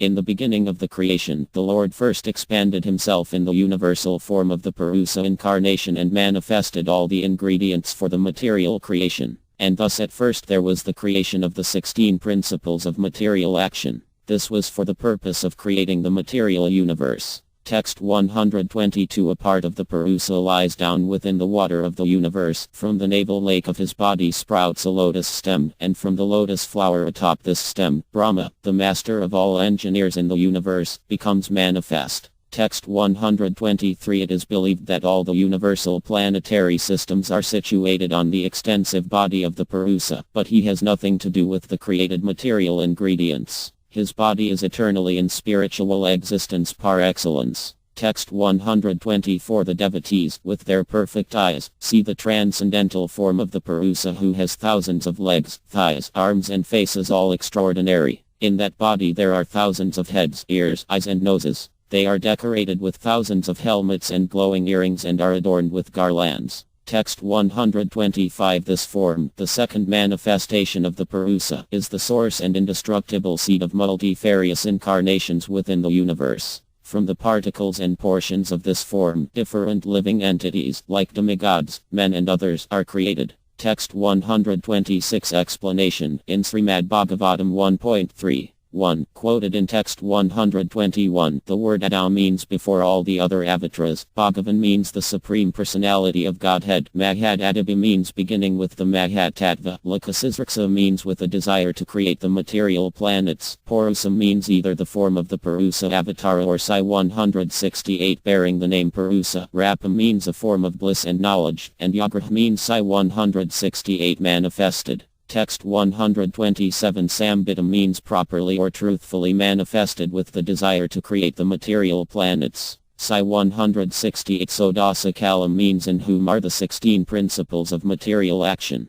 Text 128 Following the revelation of Scripture, the Vaisnavas define these 16 principles of action as the Lord's potencies, which are described in Bhakti Viveka and other scriptures. Text 129 Shri, Ba, Kirti, Ila, Leela, Kanti, Vidya, Vimala, Utkarsini, Jnana, Kriya, Yoga, Pravi, Satya, Isana, and Anugraha are the Lord's 16 principal potencies. Text 131 The three forms of the Purusa Avatara were described, and then the form of the Lord that enters the material universe and becomes the Creator was described. Text 131 in Srimad Bhagavatam 1.3. 2. Quoted in text 122 it is said that from the navel lotus of the Lord, who enters the universe and lies down on its waters, Brahma is manifest. This is very clear. Text 132 in Srimad Bhagavatam 1.3. 3. Quoted in text 123 it is said that all the planets are situated in the whirl and other parts of the lotus flower spouted from the Lord's navel lake. Text 133 His form in spiritual existence par excellence, Sattvam Tritam, the Lord lies down. Text 134 in Srimad Bhagavatam 1.3. 4-5. Quoted in texts 124 and 125 it is said that this form of the Lord is origin of his multifarious incarnations. Text 135 as in Srimad Bhagavatam 11.4. 3. When the primeval Lord Narayana created his universal body out of the 5 elements produced from himself and then entered within that universal body by his own plenary portion, he thus became known as the Purusa. Text 136 The word Narayana here means the master of the spiritual sky. As the Purusa Avatara, Atma, he created his universal form from the material elements and then by his Arnsa Avatara entered the universe. This form is called the Purusa Avatara. Text 137 Fearing the question what is the point of all this, he says, Four-armed Lord Garbhodakasai Vishnu, who is his Vilasa expansion, enters the lotus flower of the material planets and, in a form that bears the name Vishnu, reclines on the ocean of milk. Text 138 Becoming the supersoul staying in the hearts of living entities in material bodies from the demigods down to immovable creatures, he seems to have many different forms. Text 139 Considered a Vilasa expansion, he is described as a form of Lord Vishnu in the Sattvada Tantra. The third, Purusa Avatara, stays in all living beings. Text 140 Then, worshipped by the demigods on the shore of the milk ocean, he descended and bore the name Krishna. Text 141 Our answer to this argument is the words a disembodied voice spoke to the demigods in Srimad Bhagavatam 10.1. 23. Text 142 The Supreme Personality of Godhead, Sri Krishna, who has full potency, will personally appear as the son of Vasudeva. Therefore all the wives of the demigods should also appear in order to satisfy him. Text 143 Explanation The words Bhagavan Purusa Para in this verse prove that the Purusa Avatara that creates the Mahat Tattva is an Atsa Avatara of Lord Krishna. Text 144 It is seen that Srila Sridhara Swami agrees with this view, for in commenting on Srimad Bhagavatam 10.85. 31 he says that the phrase Amsabhagina means by a part of a part. In this way it is clear that Sri Krishna is the original personality of Godhead, perfect and complete. Texts 145 and 146 This is confirmed in Devaki's prayer, Srimad Bhagavatam 10.85. 31. My dear Krishna, I know that Mahavishnu, who is lying in the causal ocean of the cosmic manifestation, and who is the source of this whole creation, is simply an expansion of your plenary portion. Creation, maintenance, and annihilation of this cosmic manifestation are being effected only by your plenary portion. I am, therefore, taking shelter of you without any reservation. Text 147 Explanation The Purusa Avatara is a part Atsa, of Lord Krishna. Material nature is a part of the Purusa Avatara. The modes are parts of material nature. Creation and other material actions are parts of the modes. Text 148 Also, in the same scripture, Srimad Bhagavatam 10.14.14. O Lord of Lords, you are the seer of all creation. You are indeed everyone's dearest life. Are you not, therefore, my father, Narayana? Narayana refers to one whose abode is in the water born from Nara, Garbhodakasai Vishnu, and that Narayana is your plenary portion. All your plenary portions are transcendental. They are absolute and are not creations of Maya. Text 149 Explanation in Srimad Bhagavatam 10.14. 13 Brahma addressed Krishna as Narayana. However, after Brahma saw Lord Krishna's astonishing opulence, and also after seeing that Krishna is the source of millions of material universes, Brahma became afraid, considering he had committed an offense, and he proclaimed, Are you not Narayana? Texts 150 and 151 By addressing Lord Krishna as Adhisa, Lord of Lords, Brahma affirmed that Lord Krishna is superior to the innumerable expansions of Kshirodakasai Vishnu, who are also lords of the creation, and who are all pervading within the material universe. By addressing Lord Krishna as Sarvadayanam Atma, everyone's dearest life, Brahma affirmed that Lord Krishna is the supreme father of all conditioned souls confined to material bodies within the material world, and that he is also the father of all the liberated residents of the Vaikuntha spiritual world. By addressing Lord Krishna as Akhila Loka Saksi, the witness who observes the actions of all living entities, Brahma affirmed that Lord Krishna sees everything. By speaking the words Narabhajayanat, because of having his abode in the water born from Garbhodakasai Vishnu, Brahma explained the derivation of the word Narayana. By speaking the words Naryanogam, Lord Narayana is your plenary portion, Brahma affirmed that Lord Narayana is an expansion of Lord Krishna. At the end of this verse, Brahma refers to Maya, the Lord's illusory energy. We may note here that the spiritual world constitutes 3/4 of the Lord's opulence. Only 1/4 of the Lord's potency is taken up by the material energy. Text 152 O Lord, in Bhagavad Gita 10.42, you said, with a single fragment of myself I pervade and support this entire universe. The forms of the Purusa avatars are spiritual. They are not manifestations of the material energy, as universal form is. Text 153 in Brahma Samhita 5.48. The Brahmas and other lords of the mundane worlds appear from the pores of the Mahavishnu and remain alive for the duration of his one exhalation.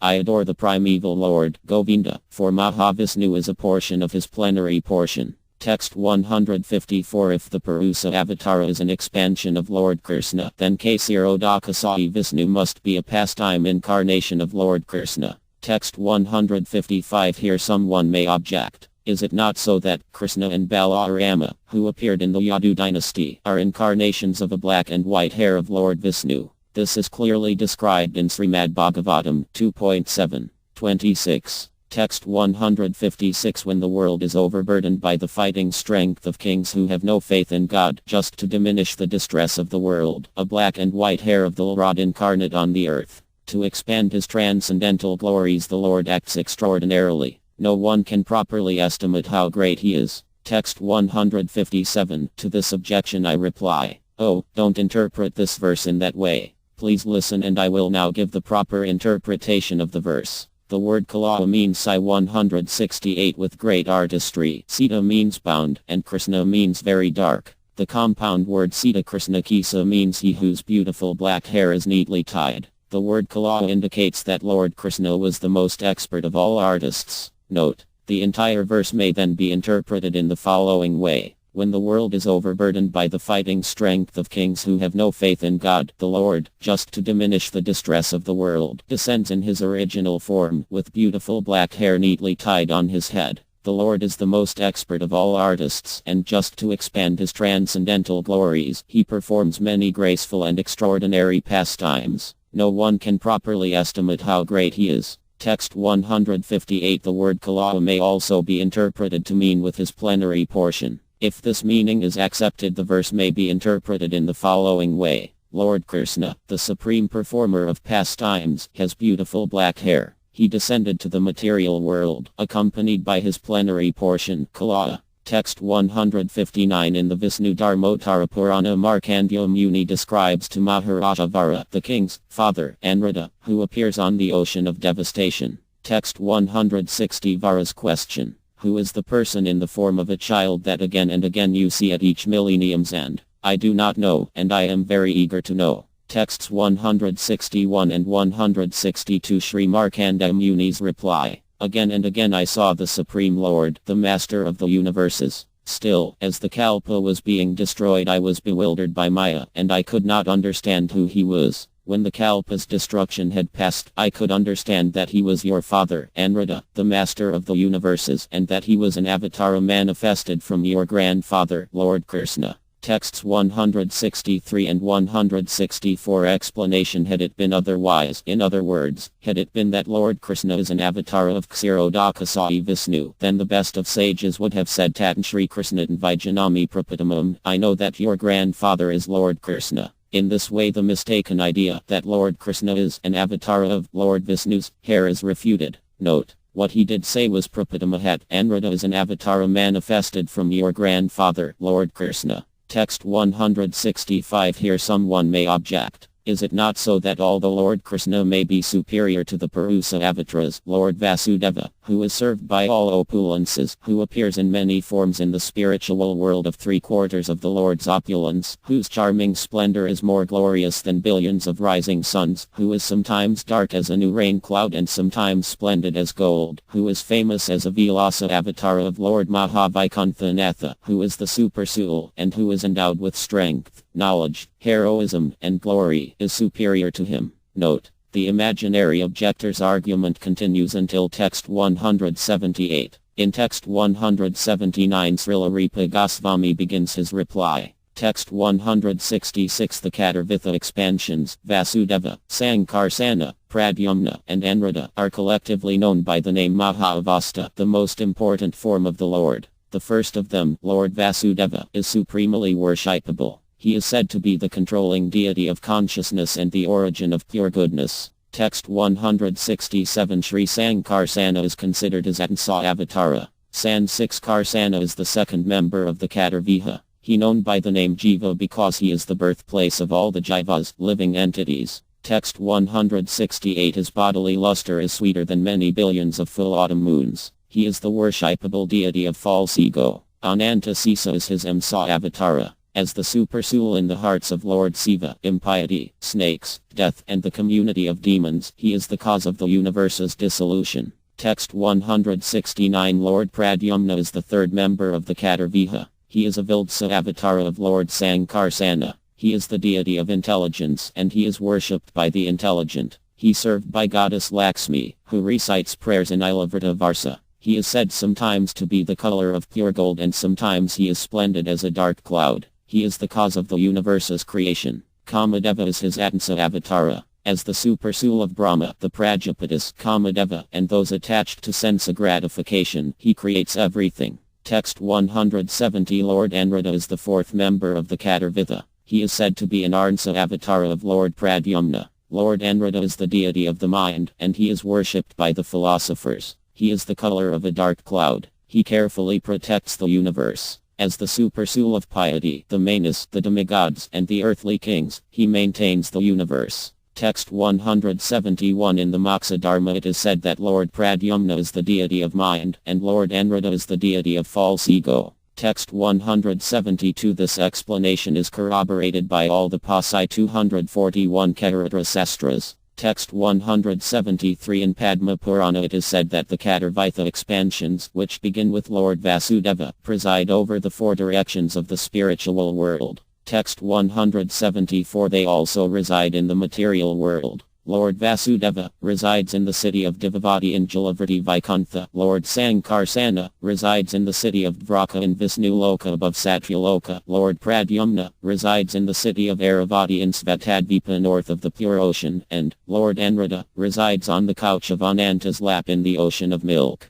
Text 175 The Satvada Tantra describes 9 Vitha expansions of the personality of Godhead as 1. Vasudeva 2. Sankarsana 3. Pradyumna 4. Anrita 5. Narayana 6. Nrsimha 7. Hyagriva 8. Vraha, and 9. Brahma. The Brahma mentioned here should be understood to be the previously described avatar of Lord Hari. Text 176. However, the Katarvithas, Vasudeva, Sankarsana, Pradyumna, and Enrada, who have 4 splendid arms and are decorated with eternal and limitless transcendental opulences, are the best. Text 177. Lord Vasudeva is flooded with perfect transcendental bliss. His opulences have no limit. Because he is the ruler of the spiritual sky, he is the first of all transcendental deities. Text 178. Therefore I think the person named Krishna who descended to the material world was an avatar of Lord Vasudeva, for this is explained in all scriptures. Note: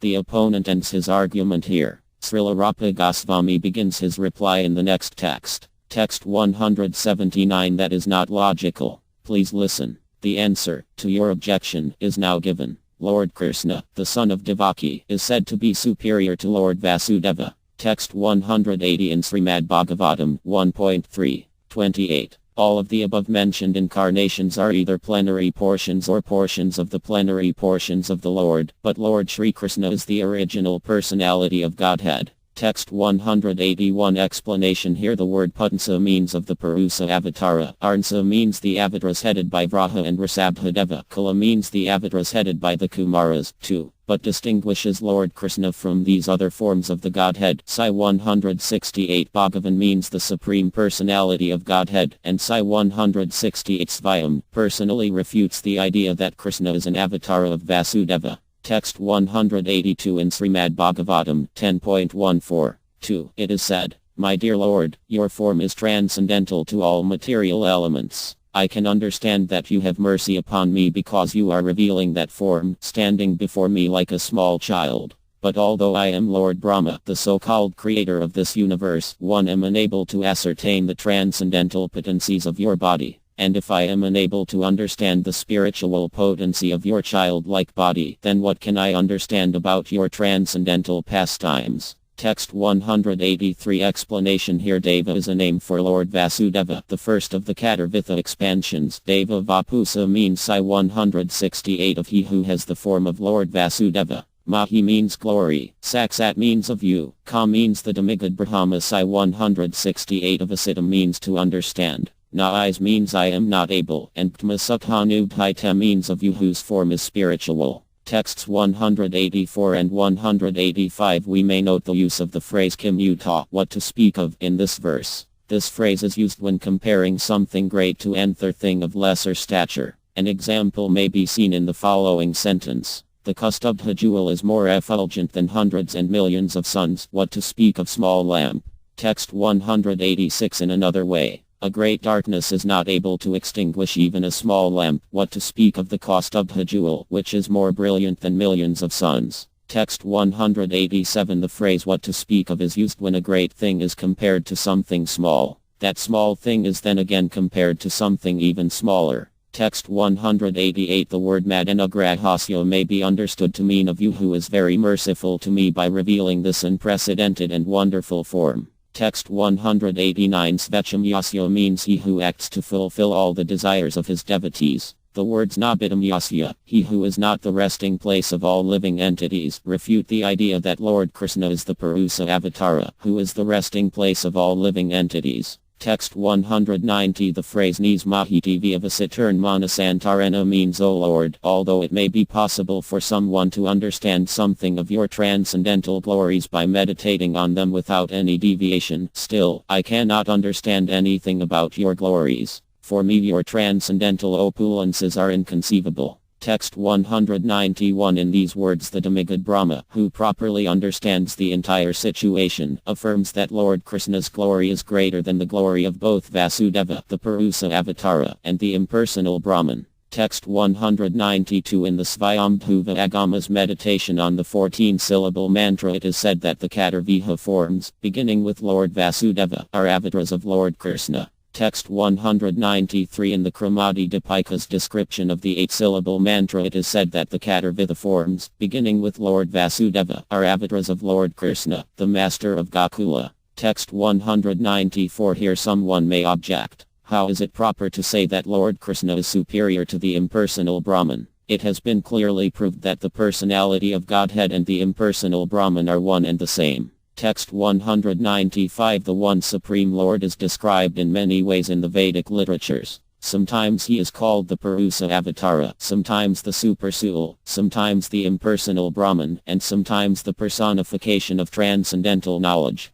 Text 196. In the Skanda Purana, the Astanga Yogas say the Lord is the Supersoul. They who have faith in the Upanishads say he is the impersonal Brahman, and the Jnana Yogas say he is transcendental knowledge personified. Text 197. In Srimad Bhagavatam 1.2. 11. Learned transcendentalists who know the absolute truth call this non-dual substance Brahman, Paramatma or Bhagavan. Text 198. To this objection I reply. Please hear Lord Kapila's explanation in Srimad Bhagavatam 3.32. 33. Text 199. A single object is appreciated differently by different senses due to its having different qualities. Similarly, the Supreme Personality of Godhead is one, but according to different scriptural injunctions he appears to be different. Text 200. Explanation. The personality of Godhead has many different forms. He appears in different forms according to the worship of his devotees.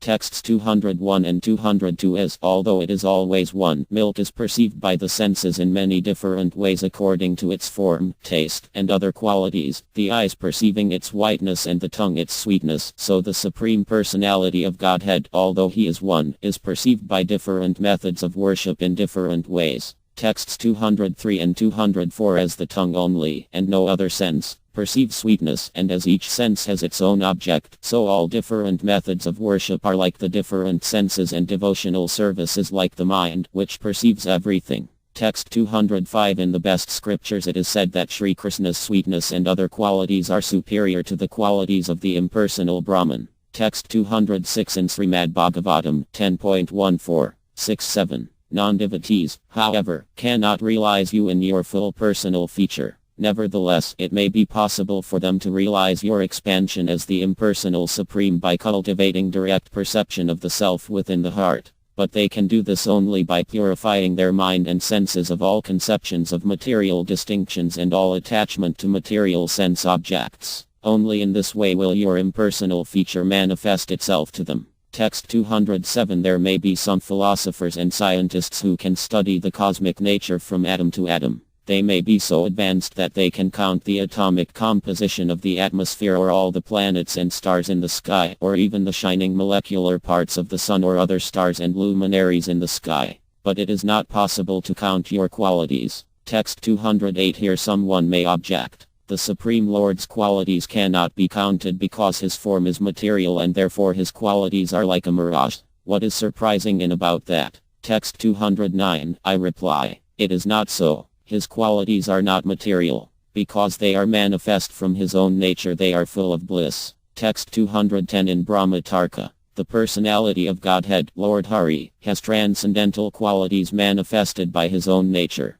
Neither Lord Vishnu nor the liberated souls are considered different from their transcendental qualities. Text 211. In Sri Vishnu Purana 1.9.43. May the Supreme Personality of Godhead, who is the purest of all who are pure, and in whom are neither the modes of nature beginning with goodness, nor any material qualities, be merciful to me. Text 212. In the same scripture, Vishnu Purana 6.5.79. The word Bhagavan means that the Lord has all knowledge, power, strength, opulence, heroism, and glory. He has no faults or defect. Text 213. Also, in Padma Purana, Uttarakanda 255.3940, when the Vedic literature describes the personality of Godhead as being without any qualities, nirguna, this means that the Lord does not possess any material qualities. It does not mean that he has no spiritual qualities. Text 214. Also, in Srimad Bhagavatam 1.16. 29. Many transcendental qualities are eternally present in the personality of Godhead, Sri Krishna, and are never to be separated from him. Text 215. In this way Lord Krishna is the supremely powerful and blissful personality of Godhead, who possesses uncountable millions of transcendental attributes. Text 216. The qualityless, formless, impersonal Brahman is said to be like light shining from the sun of Sri Krishna. Text 217, Lord Krishna says in Bhagavad Gita 14.2627, one who engages in full devotional service, who does not fall down in any circumstance, at once transcends the modes of material nature and thus comes to the level of Brahman. Text 218. And I am the basis of the impersonal Brahman, which is the constitutional position of ultimate happiness and which is immortal, imperishable and eternal. Text 219 explanation. Here Brahma-bhaya means attaining a form for transcendental pastimes, and Marbhakti Yogina Sevate means with love he worships me, who am full of bliss. Text 220 the result of performing a Vyabhikari Bhakti, full devotional service without falling down, is service performed with love. Impersonal liberation, however, is attained by even the Lord's enemies. Text 221 Arjuna might have objected, O Krishna, you were born in the Yadu dynasty. How can you be the Brahman? To answer this Krishna spoke Bhagavad Gita 14.27, quoted in text 218. The word I, certainly, hints yes, I, who stand before you, my spiritual form filled with many different kinds of bliss. Brahmana means the spiritual form of Brahman, and Pratistha means the shelter. Krishna is like the effulgent sun, which is the shelter of a flood of light. Texts 222 and 223 Avaya, imperishable, and Amrita, eternal, modify eternal liberation. Sasvata Dharma is I 168 Bhagavad Dharma. Ikantika Sukha is the sweet festival of loving devotional service, by which the happiness of impersonal liberation is completely eclipsed. Text 224 in Brahma Samhita 5.40. I worship Govinda, the primeval Lord, who is endowed with great power. The glowing effulgence of his transcendental form is the impersonal Brahman, which is absolute, complete and unlimited and which displays the varieties of countless planets, with their different opulences in millions and millions of universes. Text 225 explanation. The Brahman, which is described with adjectives beginning with niskala, complete, and which has a variety, binam, of opulences, vibhuti, beginning with the earth and other planets, vasudhadi, is always the effulgence, prabha, of powerful, prabhava, Govinda. I worship Govinda, Govinda Mahatan Bhajami. In this way the meaning of the verse is made clear. Text 226, here someone may object. I understand your argument. You have said that Sri Krishna is an avatar of Lord Narayana, the master of Vaikuntha Loka. Text 227 his birth and other pastimes and his exalted nature declare that he is a Vilasavatara of Lord Narayana. Text 228 Lord Narayana's supreme position is described in Th Shruti, Smriti, and Tantras. No one is equal to or greater than him.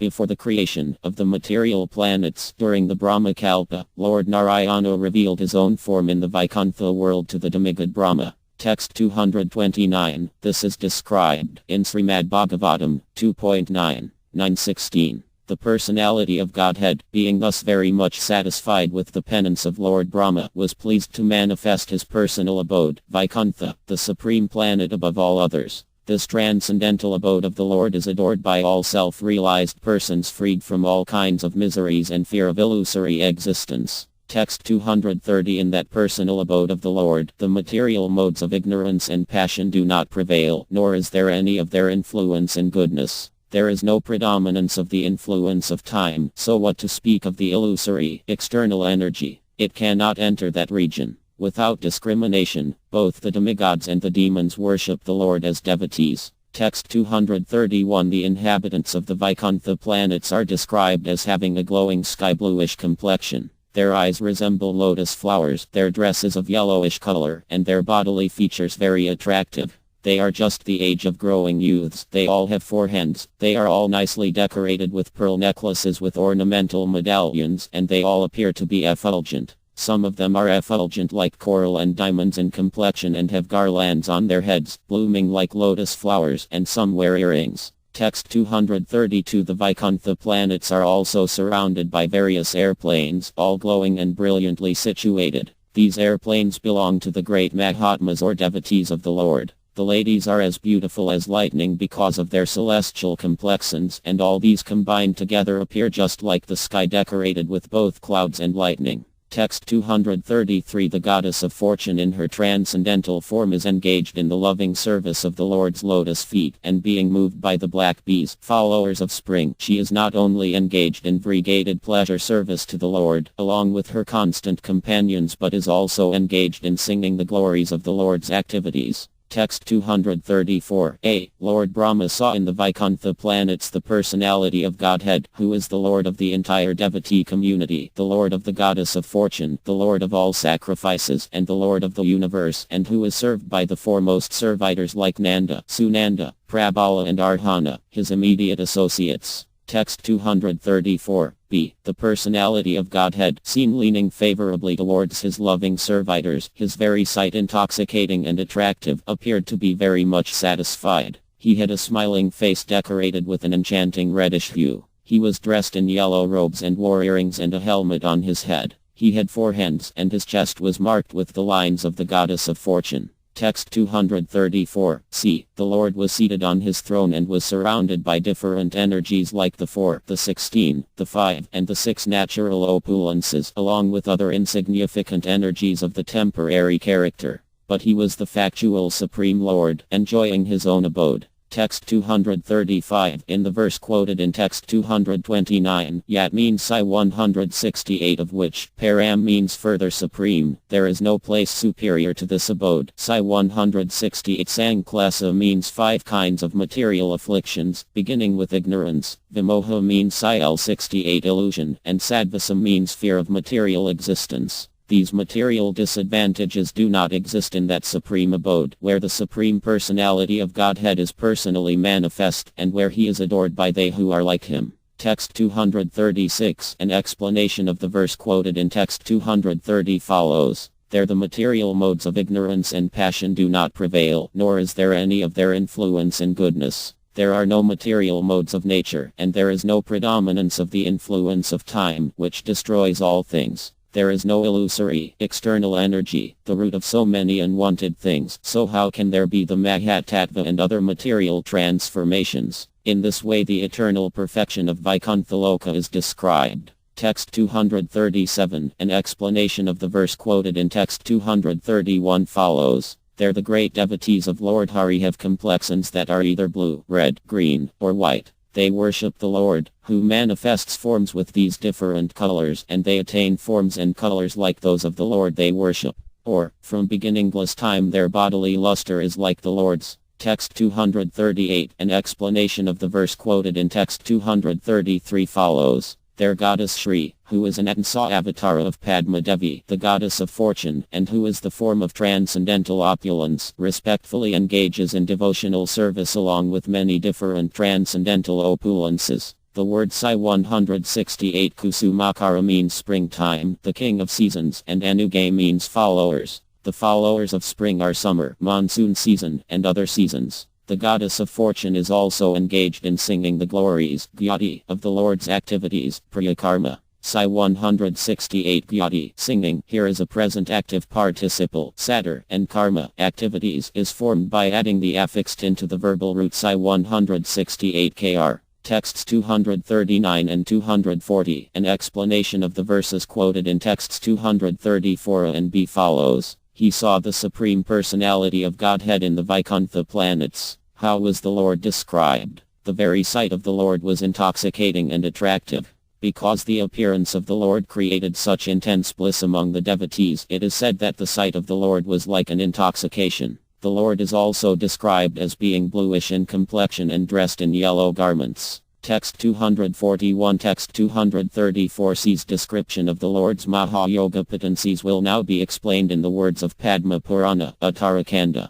Text 242 The Smriti Sastra describes 4 potencies. 1. Hladini, bliss. 2. Kirti, fame. 3. Kirnd, mercy. And 4. Tusti, satisfaction. 16 potencies have already been described. Text 243 There are also 5 kinds of knowledge, beginning with Sankhya Yoga. Text 244 They are described in the Pancaratra. Sankhya, Yoga, Renunciation, Austerity, and Devotional Service to Lord Kesava are the 5 branches of knowledge by which a wise man attains Lord Hari. Text 245. The Lord is surrounded by these 25 extraordinary potencies, beginning with opulence and piety, eternally. In the demigod Brahma and other jivas these potencies are only briefly and slightly present. The Lord enjoys pastimes in his abode of Vaikuntha eternally. What to speak of the pastimes he enjoys as the abode of goddess Shri. Text 246. In Bhagavatamrta, the possessor of potencies, the supreme personality of Godhead, and the potencies themselves, the individual living entities, are not different. That they are not different is explained in the passage beginning with the word Svecha. Text 247. Furthermore, in Padma Purana, Uttarakanda 255.5764, on the border of the material and spiritual worlds flows the auspicious Vairava river, whose waters were manifest from the perspiration of the personified Vedas. Text 248. On the far shore of that river, in the spiritual sky, is the eternal, imperishable, unlimited spiritual world, which is 3/4 of all existence, which is made of pure goodness, which never decays, which is the abode of Brahman, which is splendid as countless millions of suns and fires, which never withers, which contains all knowledge, which is splendid, which is not touched by any of the periods of cosmic devastation, which is immeasurable, which is free from old age, which is the eternal spiritual reality, which is free from material states beginning with wakefulness and sleep, which has a golden splendor, which is the abode of liberation, which brings spiritual bliss, which has no equal or superior, which has no beginning or end, which is auspicious, which is wonderfully glorious, which is charming, which is eternal, and which is an ocean of bliss. These are the qualities of Lord Vishnu's supreme abode. Text 249. That abode of Lord Hari is not illuminated by the sun or moon, nor by electricity. One who reaches it never returns to this material world. Text 250. Even in hundreds and millions of Brahma's days one cannot completely describe this eternal and faultless abode of Lord Vishnu. Text 251. As before, Padma Purana, Uttarakanda 256.921. Very fortunate great souls who serve the Lord's feet, who are filled with the nectar of loving service to feet of Shri's husband, attain Lord Vishnu's supreme abode, which gives the bliss of spiritual love. That is Lord Hari's abode of Vaikuntha, which is filled with many cities, airplanes and jewel palaces. Text 252. In its midst is a splendid city named Ayodhya, surrounded by many walls colorful with gold and jewels, many jewel arches, and 4 great doors. Text 253. By gatekeepers headed by Kanda, and by Kumuda and others, it is protected. Kanda and Prakanda guard the eastern gate, Bhadra and Subhadra the southern gate, Jaya and Vijaya the western gate, and Dada and Vidhata the northern gate. Text 234. Kumuda, Kumudaksa, Pundrika, Vaimana, Sankukarna, Sarvantra, Sumaka, and Supratastita guard the directions in this city, O beautiful-faced Parvati. Text 255. It is filled with palaces brilliant as millions of blazing fires. It is filled with splendid men and women eternally in the perfection of youth. Text 256. In the center is the Lord's beautiful palace enclosed by jewel walls, beautiful with great gates, surrounded by many vimanas and palaces, and decorated with splendid Apsara women everywhere. Text 257. In the center is the king's splendid, beautiful, and very festive place, filled with jewels, containing thousands of ruby pillars, filled with eternally liberated souls, and beautiful with songs of the Sama Veda. Text 258. In the center of that place is a beautiful and auspicious throne made of all the Vedas and surrounded by the eternal personified Vedas and the deities of religion, knowledge, opulence, and renunciation. Text 259. There also, in another passage of Padma Purana, Uttarakanda 256.2354, in the center reside the deities of fire, sun and moon, Dharma Avatara, Ananta Southeast A, and Gruda, the master of the 3 Vedas. The Vedic hymns and all sacred mantras also stay in that holy place, which is made of all the Vedas and which is known in the Smriti Sastra as the Yoga Pitha. Text 260. In the center is an 8-petaled lotus flower as brilliant as the rising sun, and in the center of that flower is the Gayatri mantra. O beautiful Parvati, in that place the Supreme Personality of Godhead sits with the Goddess of Fortune. Text 261. He is young, dark as a blue lotus petal, and splendid as millions of suns. His limbs are splendid and handsome, and his features graceful and delicate. Text 262. His delicate hands and feet are like blossoming red lotuses, his eyes are blossoming lotuses, and his graceful eyebrows are 2 vines. Text 263. His nose is handsome,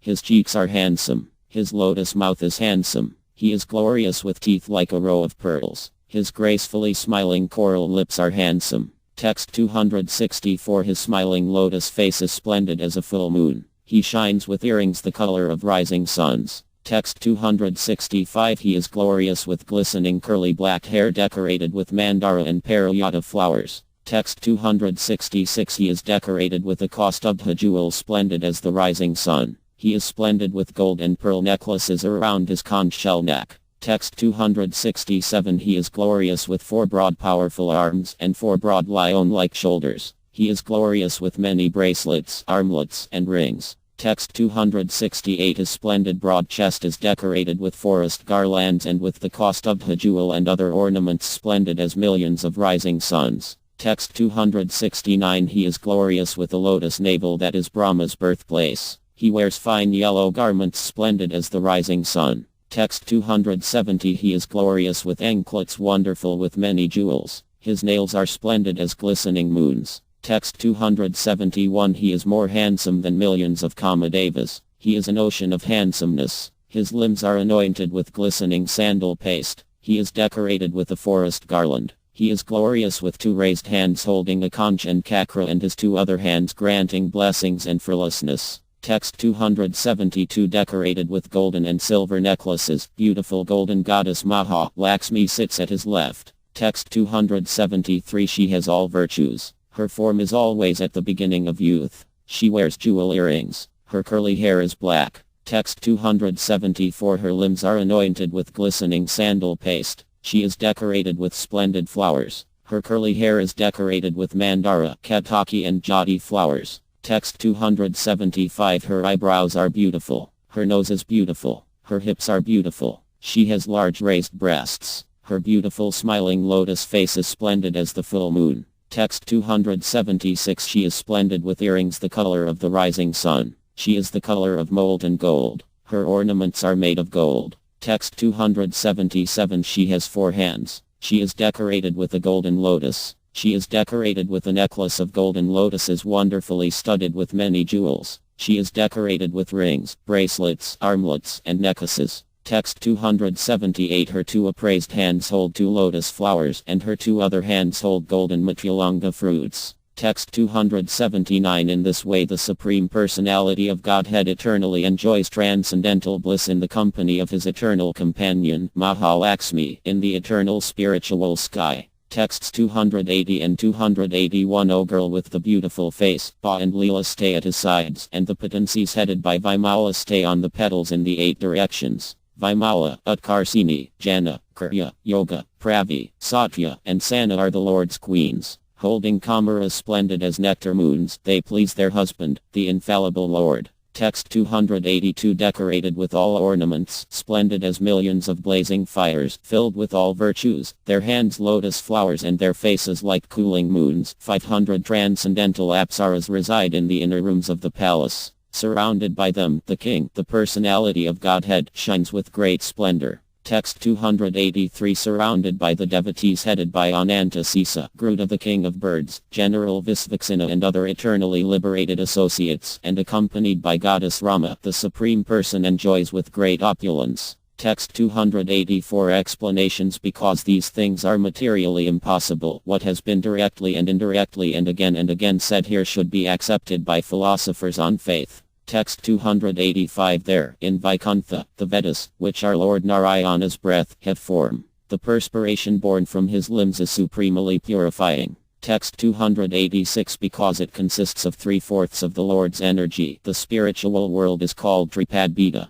Being a manifestation of 1/4 of the Lord's energy, the material world is called Ekapad. Text 287. In the verse quoted in text 248, Amritam means Psi 168 nectar, Sasvatam means ever new and fresh, Sudasattvam means not material, and the series of words beginning with Nitya and Psi 168 Aksara mean that the spiritual world is free from the 6 material transformations. Note: the 6 material transformations are birth, growth, existence, change, decay, and death. Text 288. Accompanied by goddess Lakshmi and other associates, the Katarvitha expansions headed by Lord Vasudeva are manifest in the 8 directions, beginning with the east. Text 289 in the directions beginning with the southeast, the palaces of Lakshmi, Sarasvati, Radhi, and Kanti respectively are situated. Note: the directions are southeast, southwest, northwest, and northeast. Text 290 in the second part of the spiritual sky, 24 Vishnu expansions, beginning with Lord Kesava, are manifest in the 8 directions and are counted in groups of 3. Note: these forms of the Lord are Kesava, Narayana, Madhava, Govinda, Vishnu, Madhusadana, Trivikrama, Vaimana, Sridhara, Hrisikesa, Padmanabha, Damodara, Vasudeva, Sankarsana, Pradyumna, Anrada, Purusottama, Adhoksaya, Nrsimha, Asayuda, Janardana, Upendra, Hari, and Krishna.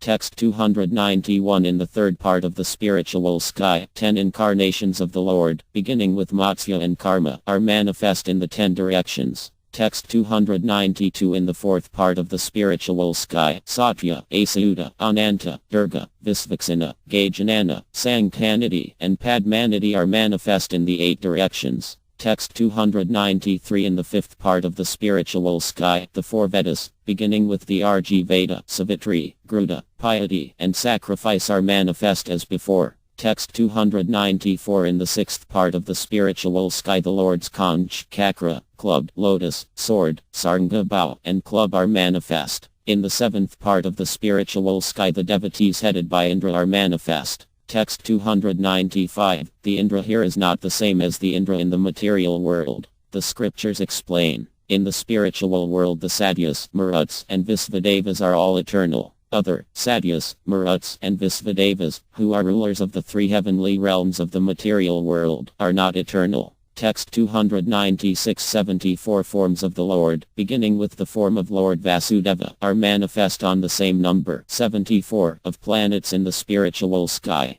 Text 297 Bhrigu Muni and others have proved, Srimad Bhagavatam, Canto 10, Chapter 89, that Lord Vishnu is better than Siva and Brahma. Then again, the Purusavatara Lord Vasudeva is better than Lord Vishnu, and Lord Narayana, the master of Mahavaikuntha is better than Lord Vasudeva. Text 298 Lord Siva, who is known as Sadasiva and Sambhu, is manifest in the northeast part of Vaikuntha. Text 299 Therefore I say that they, the original personality of Godhead, Lord Narayana, and the Vilasa Avatara, Lord Krishna, are not different, because they are like one lamp that lights another lamp. Note: here the imaginary opponent concludes his attempt, begun in text 226, to prove that Lord Narayana is the original personality of Godhead and Lord Krishna is expanded from him. In the next verse Srila Rupa Goswami begins his rebuttal. Text 300 O eloquent one, don't speak. You don't understand Krishna's great opulence and sweetness. Text 301 Here Srimad Bhagavatam, which is the mature fruit of the Vedic tree of knowledge and the essence of all Vedanta philosophy, is the best of all evidence. Text 302 in Srimad Bhagavatam, 3.2. 21. The Supreme Personality of Godhead, Krishna, is the master of the 3 worlds and the 3 principal demigods, Brahma, Vishnu, and Siva. No one is equal to or greater than him. By his spiritual potency, known as Svaraya Lakshmi, all his desires are fulfilled. While offering their dues and presents in worship, the predominating deities of the planets touch the lotus feet of the Lord with their helmets. Thus they offer prayers to the Lord. Text 303 Explanation This verse states that no one is equal to, Asamya, or greater than, Taisa, Lord Krishna. Because Lord Krishna is described as better than all other forms of the Lord, it is shown that he is also better than Lord Narayana, the master of Vaikuntha. Text 304 The use of the word Svayam shows that Lord Krishna is not dependent on anyone else. Text 305 In Srimad Bhagavatam 9.11. 20. Lord Ramachandra is described as without equal or superior. However, because he is not described as Svayam, independent, he is not independent of Lord Krishna. Because he enjoys human-like pastimes as Lord Krishna does, the form of Lord Ramachandra is most dear to Lord Krishna. Text 306 The words of Lord Krishna in Brahmanda Purana, Matsya, Karma, and many others are my personal forms. Still, Ramachandra, the son of Dasaratha, is most dear to my heart. Text 307 Svyarti Vyasamyadasa Lord Krishna is the original supreme personality of Godhead, without equal or superior. Srimad Bhagavatam 3.2. 21, and Krishna's two Bhagavan Svayam. Shri Krishna is the original Supreme Personality of Godhead. Srimad Bhagavatam 1.3. 28 are two quotes that describe Lord Krishna's supreme power and opulence. Because he is not dependent on any other form of the Lord, Krishna is the best. Text 308. The word Triadhisa, the Lord of all kinds of threes used in the verse quoted in text 302 may be interpreted to mean he who is the master of Dvraka, Mathura, and Galoka, or it may mean he who is the master of the three Purusavatras, Karanokadasai Vishnu, the master of the material energy. Garbhodakasai Vishnu, who appears as the universal form, and Ksirodakasai Vishnu, the all-pervading supersoul. Text 309. The word Svaraya Lakshmi Apta Samastakama means that all the Lord's desires are fulfilled. Sva may mean by himself or by his own supreme potency. Svaraya, which comes from the verb Sai 168 Raj, means supreme independence. Lakshmi means supreme opulence. And Apta Samastakama means he whose every desire is perfectly fulfilled. Text 310. Sura means they who live for a very long time. Lokapal means by the demigods headed by Brahma. Kiridakatra means with millions of helmets. Dita means honored by prayers. And Padapitha means the feet on his transcendental form. Text 311. When the demigods' helmets, studded with diamonds and other jewels, collided together at the Lord's feet, they made a flood of sound considered here to be prayers. This is an utprexa metaphor, where different things are assumed to be identical.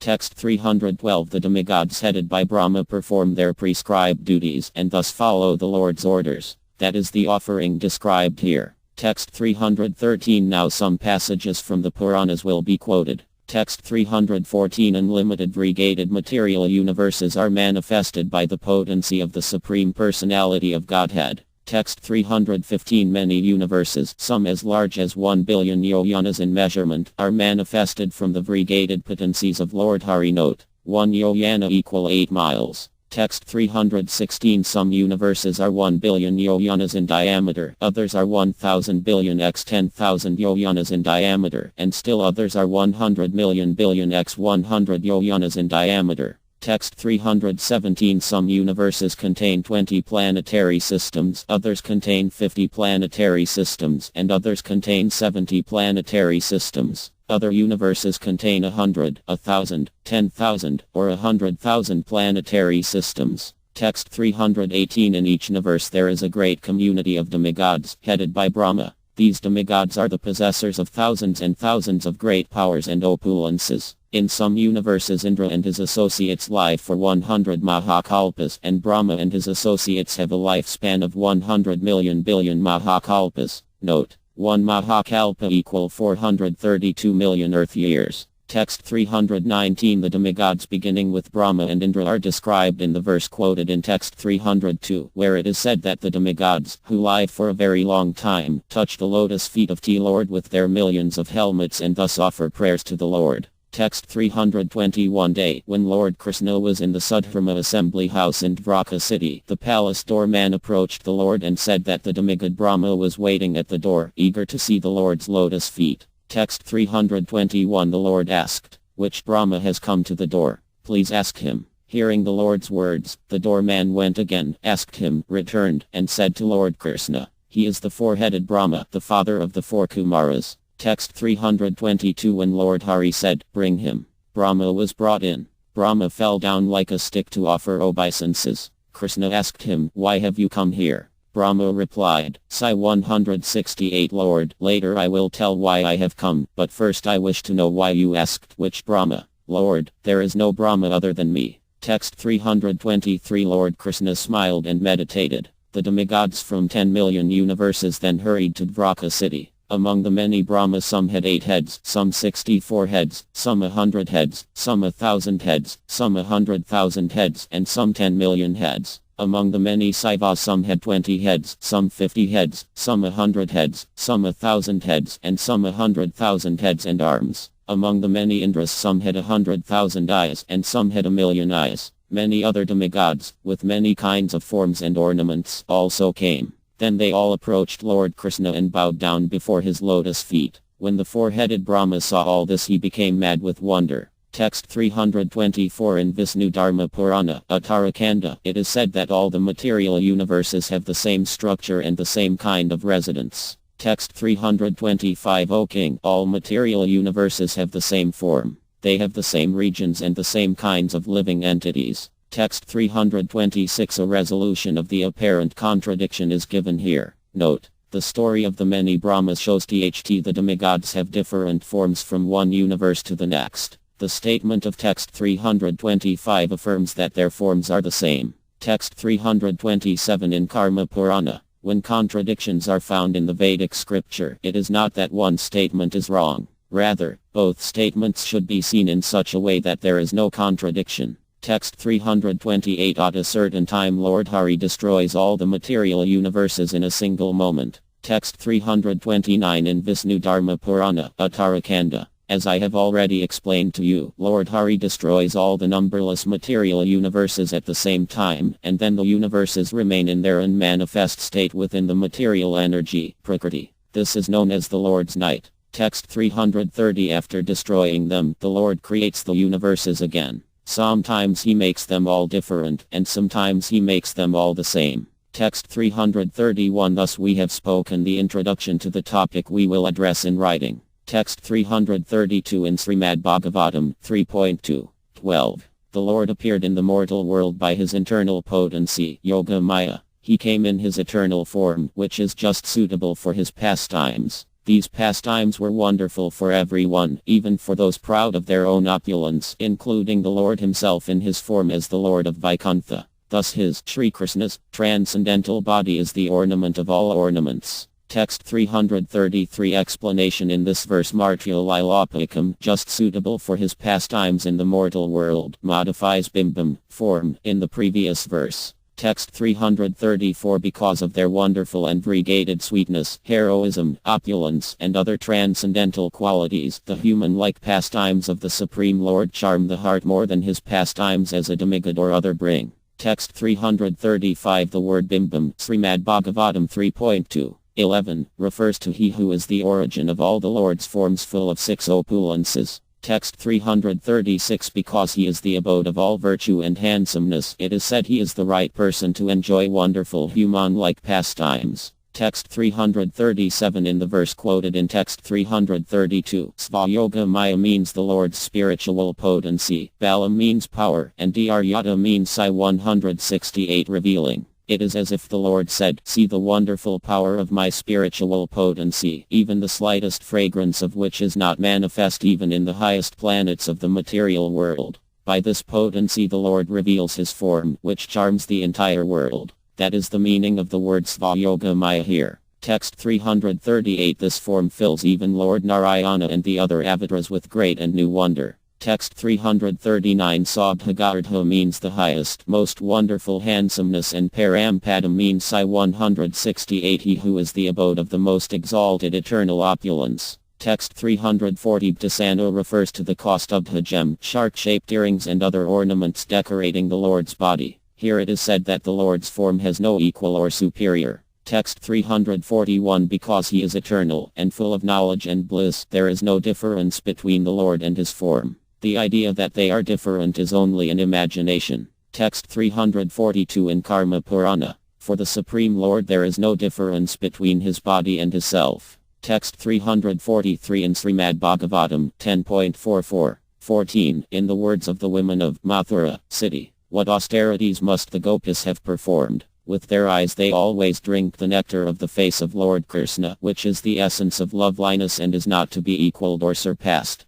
That loveliness is the only abode of beauty, fame and opulence. It is self-perfect, ever fresh and extremely rare. Text 344 In the words of Lord Krishna to Lord Balarama, Srimad Bhagavatam 10.15. 8. This land Vrindavana, Vrajabhumi, is glorified today. Your lotus feet have touched the earth and grass, your fingers have touched the trees and creepers, and your merciful eyes have glanced upon rivers, hills, birds, and beasts. The gopis have been embraced by your arms, and even the goddess of fortune desires this. Now all of these are glorified. Text 345 Explanation His heart overcome with bliss by seeing the sweetness of Sri Vrindavana and its residents, Lord Hari praised them in the beginning of this prayer. Then, seeing that Lord Balarama was the origin of their excellences, Lord Hari praised him.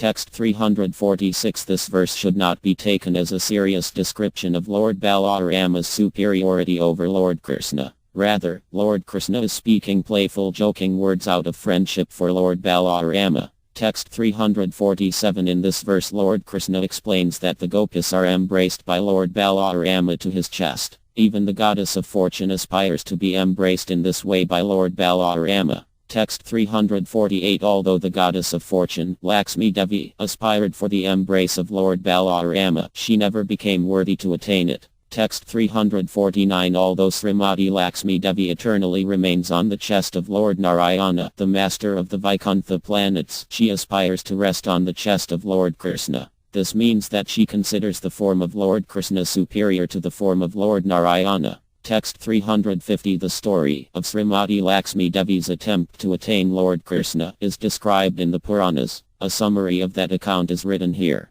Text 351. Seeing Krishna's handsomeness and becoming very greedy to attain him, Lakshmi Devi performed great austerities for that purpose. When Krishna noticed her austerities, he said to her, Sai 168. Why do you perform austerities? She replied, I wish to become a gopi and enjoy pastimes with you in Vraja. He said, that is very difficult to attain. She said, Sai 168. Lord, I then wish to become a golden line on your chest. He said, so be it. Then she assumed that form and stayed on his chest. Text 352. The wives of the Kalya serpent allude to this story in these words of Srimad Bhagavatam 10.16. 36. O Lord, we do not know how the serpent Kalya attained such an opportunity to be touched by the dust of your lotus feet. For this end, the goddess of fortune performed austerities for centuries, giving up all other desires and taking austere vows. Text 353. The glory of Krishna's holy name is said to be greater than that of any other name of the Lord. Text 354. In Brahmanda Purana, the pious results derived from chanting the 1,000 names of Lord Vishnu 3 times can be attained by only one repetition of the holy name of Krishna. Text 355. Lord Krishna's holy name, which is the sweetest of sweet things, the most auspicious of auspicious things, and the transcendental fruit of the vine of all Vedic literature, delivers, O best of the Burgas, anyone who, either with faith or contempt, chants it even once. Text 356. Because the scriptures use the word Svayam, personally, again and again to describe him, Lord Krishna is the original personality of Godhead. In Srimad Bhagavatam and other scriptures Lord Krishna is declared to be the original form, Svayam Rupa, of the personality of Godhead. Text 357. In Brahma Samhita 5.1. Krishna, who is known as Govinda, is the supreme controller. He has an eternal, blissful, spiritual body. He is the origin of all. He has no other origin, for he is the prime cause of all causes.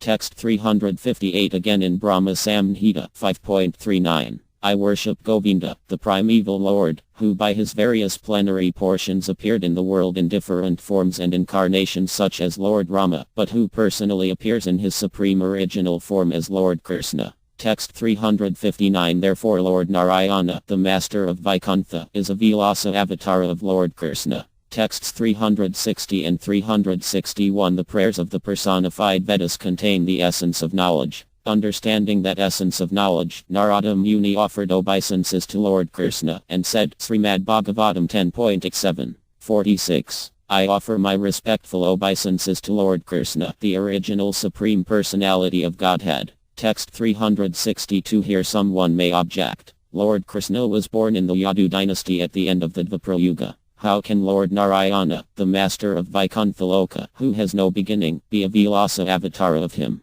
Text 363. I reply, don't speak in this way. Although he has no beginning, he plays the pastime of taking birth. Again and again Lord Krishna appears by his own wish. Text 364. In Srimad Bhagavatam 3.2. 15. The personality of Godhead, the all-compassionate controller of both the spiritual and material creations, is unborn, but when there is friction between his peaceful devotees and persons who are in the material modes of nature, he takes birth just like fire, accompanied by the Mahatattva. Text 365. Explanation. Here Sva means the devotees and Sai 168 Sva Santa Ripasu describes their nature. Santi means faith in the Lord, and Santa means Sai 168 they who have faith in the Lord. Text 366. The devotees here are 1. Those headed by Maharaja Vasudeva, 2. Those headed by Maharaja Nanda, and 3. The sadhus, the eater, others, are they who oppose the devotees. They are 1. Those headed by King Katansa, and 2. Those headed by other demons. Svarupe means very, Su, ugly, Rupa.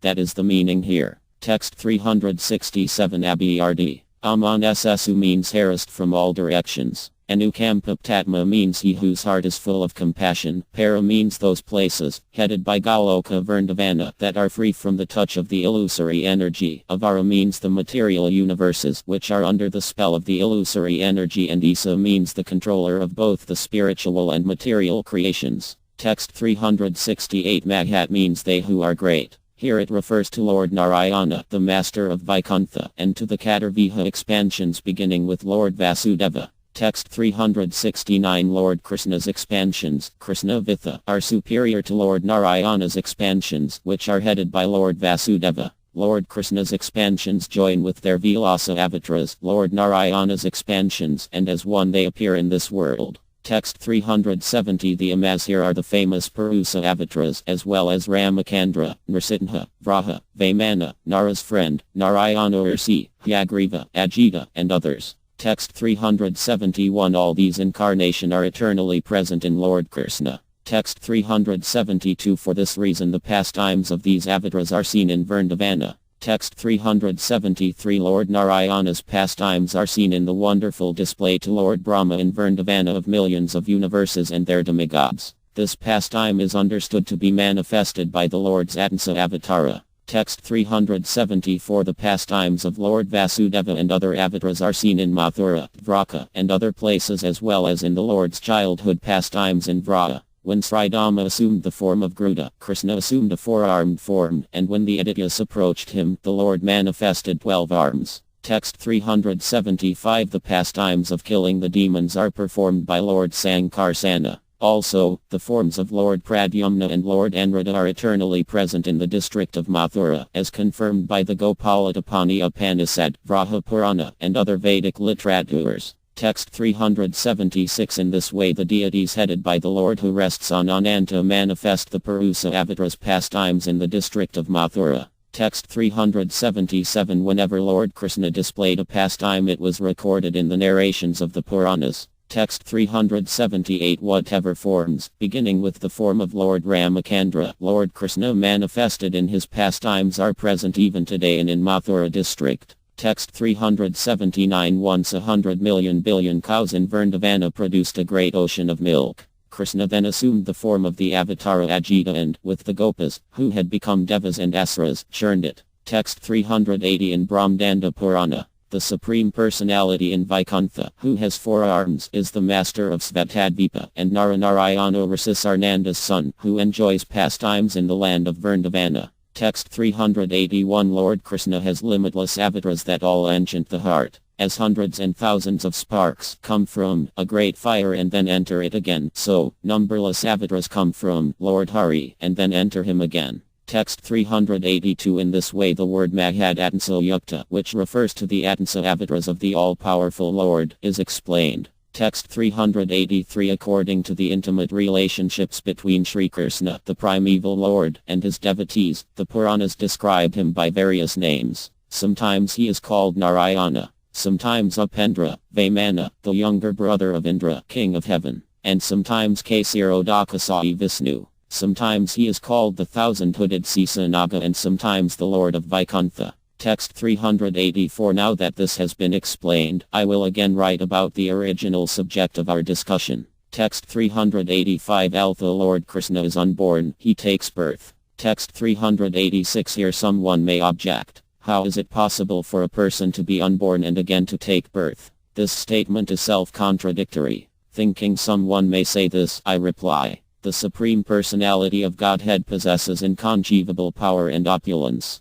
Text 387. As the element fire, which is present in many different substances, sometimes, for certain reasons, becomes manifest in firewood, a jewel, or something else, so Lord Krishna sometimes, for certain reasons, manifests his birth and other pastimes. Text 388. By manifesting the glory of his pastimes he shows mercy to the devotees. That is the great reason he reveals the pastimes that begin with his birth. Text 389 To show mercy to his devotees when then are troubled by fearful demons is another great reason for his appearance in this world. Text 390 Brahma and the other demigods appeal that the Lord remove the burden of the earth planet is only a secondary reason. It is not as important as the other reasons. Text 391 Even today, if a sincere devotee earnestly longs to see Lord Krishna's pastimes, the Lord, who is an ocean of mercy, will show them. Text 392 Even today, some rare exalted devotees, overcome with pure love for Krishna, are able to see Sri Krishna enjoying pastimes in Vrindavana. Text 393 If Lord's personal associates have eternal forms, why should it be surprising that the Lord himself has an eternal form? Text 394 To silence they who have faith in dry logic, I now write some quotes from the Puranas. Text 395 In Brahma's prayers in Srimad Bhagavatam 10.14, 22. O Krishna, this universe appears real because it is manifested by the potency of illusion emanating from you, whose unlimited transcendental forms are full of eternal happiness and knowledge. Text 396 In Sti Brahmanda Purana, Lord Hari's form has neither beginning nor end. What are called its birth and death are only his coming and going from the material world. Text 397 In Brihad Vishnu Purana, the Supreme Personality of Godhead is the Master of the universes. His avatars are eternal. His form is eternal. His handsomeness is eternal. His fragrance is eternal. His opulence and bliss are eternal. Text 398 In Padma Purana, Patalakanda 73.1-13, Srila Vyasadeva's words to Sri Krishna, revealed in a conversation with Maharaja Ambrisa. O Krishna, the Upanishads describe you as the Supreme Brahman, the Absolute Truth, and the Creator and Master of the universes. O Lord, I desire to see you with my own eyes. O Lord, please let me see you. Text 399 Sri Krishna's reply, Padma Purana, Patalakanda 73.17-19. Lord Krishna then said to me, Look, I will show you my form, which is hidden from the Vedas. O King, then I saw the infallible Lord as a cowherd boy, splendid as a dark cloud, dressed in yellow garments, sitting at the base of a kadamba tree, laughing with cowherd boys, and surrounded by gopis. Text 400 There, Padma Purana, Patalakanda 73.23-25. Smiling as he walked through Vrindavana, Lord Krishna said, This form of mine you have seen is eternal, transcendental, faultless, free from karma, peaceful, eternal, full of knowledge, blissful, perfect, complete, and handsome with lotus-petal eyes. Text 401 The Vedas say this form is the original cause of all causes and is real, all-pervading, blissful, spiritual, eternal, and auspicious. Text 402 In Sri Vasudeva Upanishad 3.5. By devotional service one may understand my eternal spiritual form, which is full of knowledge and bliss, self-effulgent, free from material duality, and without beginning, middle, or end. Text 403 Here someone may object. Is it not true that the Supreme Lord is actually formless, but he creates an illusory form of himself as Krishna so he may be visible to the conditioned souls? Text 404 The Lord's statement in Moksha Dharma, Mahabharata, Santi Parva 3411.33.45. You don't understand me. You see that I have a form. If I wish I can destroy everything in a moment. I am the Supreme Lord, the Master of the universes. Text 405 O Narada, this form of mine that you are seeing is created by me. It is made of all the material elements and modes of nature. You are not able to understand my actual nature. Text 406 In Padma Purana, the Shruti and Smriti Sastras proclaim that the Supreme Controller, Lord Hari, is ultimately formless, nameless, and inactive.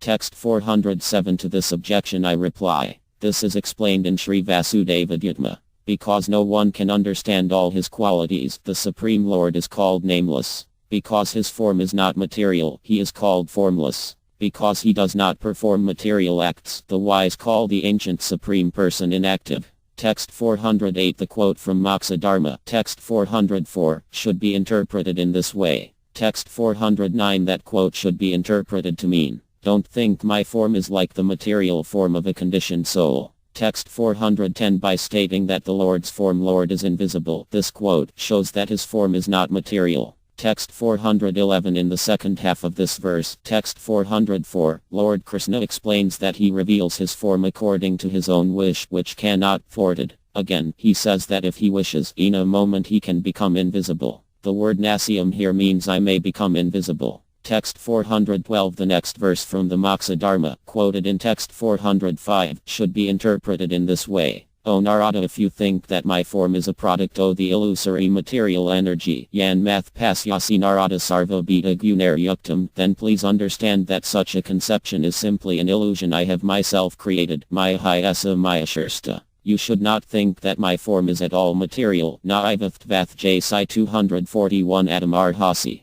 Text 413. Sometimes the word Maya is used to mean the Lord's transcendental potency. Text 414 in Katar Veda Sikha. The Lord possesses an internal potency named Maya. For this reason the sages call eternal Lord Vishnu Maya Maya, the master of the internal potency known as Maya. This verse from Shruti Sastra is quoted by Sripada Madhvakarya in his commentary on Vedanta Sutra. Text 415 that Lord Krishna reveals himself by his own wishes described in Moksha Dharma Mahabharata, Santi Parva 338.1320. When he is pleased, the eternal supreme personality of Godhead, who is the master of the demigods, shows himself. Otherwise he is invisible. Text 416 Once, while performing an Agnihotra, the priest, Brihaspati became angry. He raised the sacrificial ladle and repeatedly struck the sky. He shed tears of anger. Text 417 After the sacrifice was concluded, the various demigods all arrived, each claiming his share of the sacrificial results. Then it was asked, why did Lord Hari not show himself?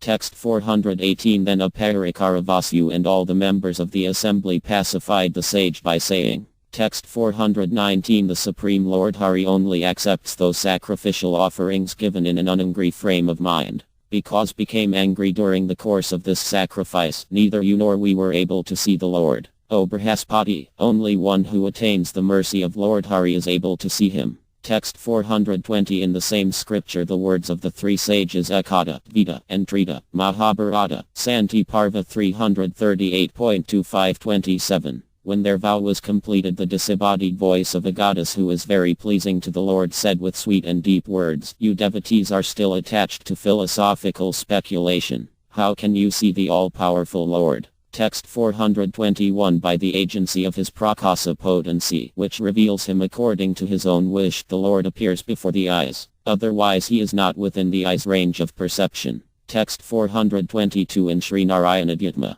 the eternally invisible Supreme Lord may be seen with the help of his own transcendental potency. Without it who can see the limitless Lord? Text 423 In Padma Purana. Because his form is eternal and full of knowledge and bliss, Lord Krishna is beyond the perception of the senses. By the power of his own transcendental potency the Lord shows himself to his devotees. Text 424 Sri Krishna's is situated in one place and it is also all-pervading. It is manifest in these two ways simultaneously. Text 425 In Srimad Bhagavatam 10.9, 13-14. The Supreme Personality of Godhead has no beginning and no end, no exterior and no interior, no front and no rear. In other words, he is all-pervading. Because he is not under the influence of the element of time, for him there is no difference between past, present and future. He exists in his own transcendental form at all times. Being absolute, beyond relativity, he is free from distinctions between cause and effect, although he is the cause and effect of everything.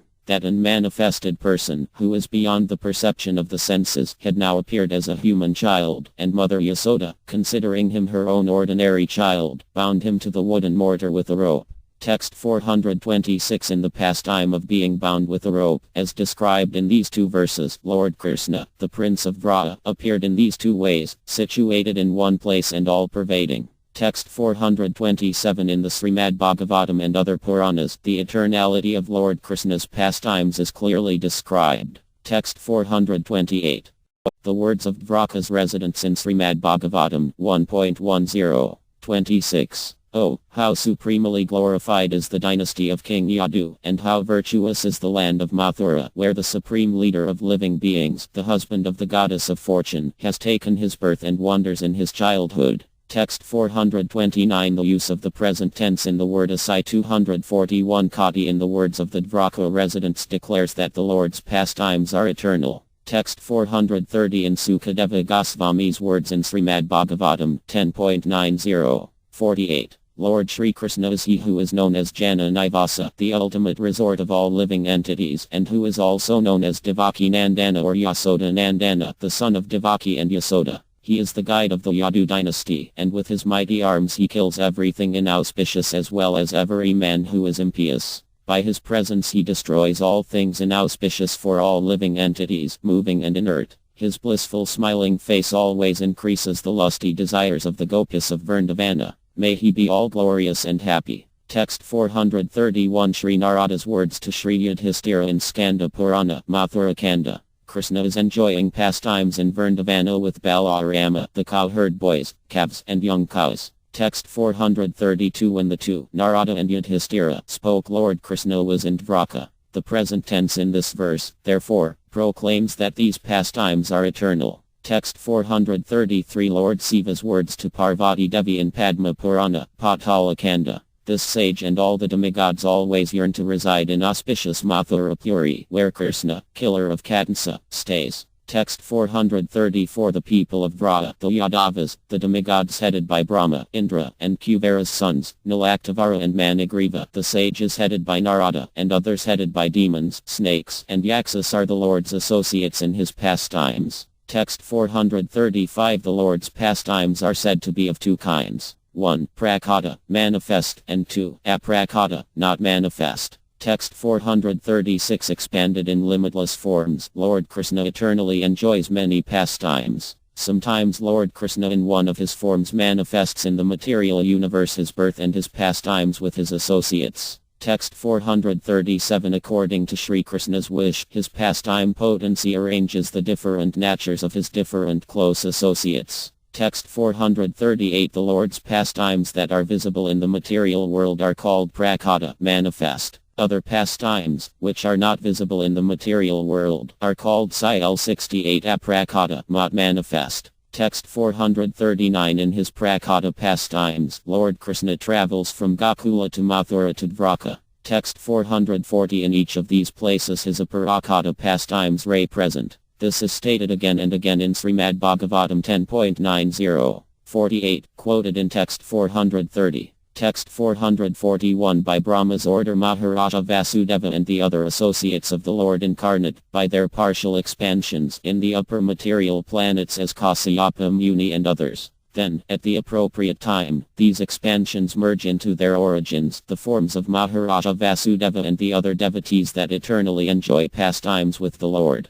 Text 442 Lord Krishna, who is the Supreme Personality of Godhead who enjoys transcendental pastimes and whose Vilasa avatar is Lord Narayana, the husband of the goddess of fortune, appeared first as Sankarsana, then as the other Katarviha avatars, and then as himself in the heart of King Vasudeva. Text 443 In the 28th cycle of 4 yugas, toward the end of the Dvapara Yuga, Lord Krishna descended to the earth in response to the demigods' request that he relieve the burden of the earth. He appeared as Lord Anrada who lies down on the ocean of milk. Then that form became one with the form of Lord Krishna in the of Maharaja Vasudeva's heart. Then he was transferred Devaki's heart. Text 444 Showered by Devaki Devi, with the blissful nectar of pure parental love, Lord Krishna grew as the moon, grows from new to full. Text 445 Then, during the month of Bhadra, on the 8th day of the dark moon, in the middle of the night, within the maternity room of Kathsa's prison, Sri Krishna left Devaki's heart and appeared before her.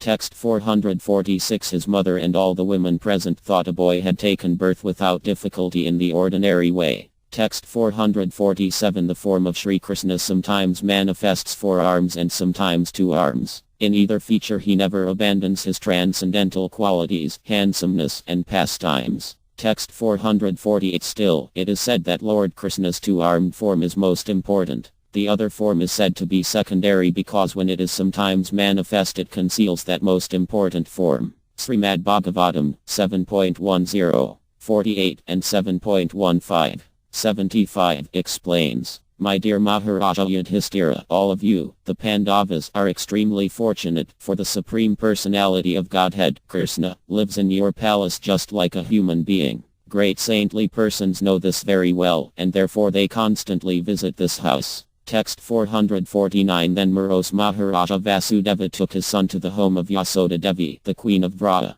Placing his own son in Yasoda's house, Vasudeva took Yasoda's daughter and left. Text 450. Although Sri Krishna is without any beginning, the eternal son of Yasoda Devi, in the spiritual world, in his prakata pastimes he appeared in this way. Text 451. In the beginning of Lord Krishna's prakata pastimes, Vrata's king, Nanda, performed a great festival. Whatever the Lord Krishna does, beginning with his childhood, in his prakata pastimes, he does many thousands of times in his aprakata pastimes. Text 452. Because he enjoys many happy pastimes, delighting his dear associates, and even enchanting himself, Lord Krishna is called Leela Purusottama, the most playful person. Text 453. Because the parental love of Vrata's king and queen has no equal or superior, Lord Krishna eternally thinks himself their son. Text 454. In ancient times some devotees have said that the Lord appeared in his Vasudeva feature in the home of Maharaja Vasudeva, and at the same time he appeared, along with Yogamaya, in his original form as Sri Krishna in the village of Vrata. Text 455. When Maharaja Vasudeva arrived in Vrata, he entered the maternity room, saw Yasoda's daughter and, taking her with him, returned to Mathura. The Vasudeva expansion Maharaja Vasudeva carried with him then merged in the body of Sri Krishna. Text 456. Because this pastime is very confidential, it was not related in the Srimad Bhagavatam. Nevertheless, Sukadeva Goswami and other great devotees have indirectly described it in some of their writings. Text 457. Sukadeva Goswami explains that Nanda Maharaja is the actual father of Sri Krishna in Srimad Bhagavatam 10.5. 1. Nanda Maharaja was naturally very magnanimous, and when Lord Sri Krishna appeared as his son, he was overwhelmed by jubilation. Text 458. This is again mentioned in Srimad Bhagavatam 10.6. 43. Nanda Maharaja was very liberal and simple. He immediately took his son Krishna on his lap as if Krishna had returned from death. Text 459. Also in Srimad Bhagavatam 10.9. 21. The Supreme Personality of Godhead, Krishna, the son of Mother Yasoda, is accessible to devotees engaged in spontaneous loving service, but he is not as easily accessible to mental speculators, to those striving for self-realization by severe austerities and penances, or to those who consider the body the same as the self. Text 460. In Brahma's prayers, Srimad Bhagavatam 10.14. 1. Let me offer my respectful obeisances unto the son of Maharaja Nanda, who is standing before me with conch shell earrings and peacock feather on his head. His face is beautiful. He is wearing a helmet, garlanded with forest flowers, and he stands with a morsel of food in his hand. He is decorated with cane, flute, and a bugle made of buffalo horn. He stands before me with small lotus feet. Text 461. The difference between Krishna's appearance in Vrindavana and his appearance in Mathura and Dvaraka is described in Yamala Tantra.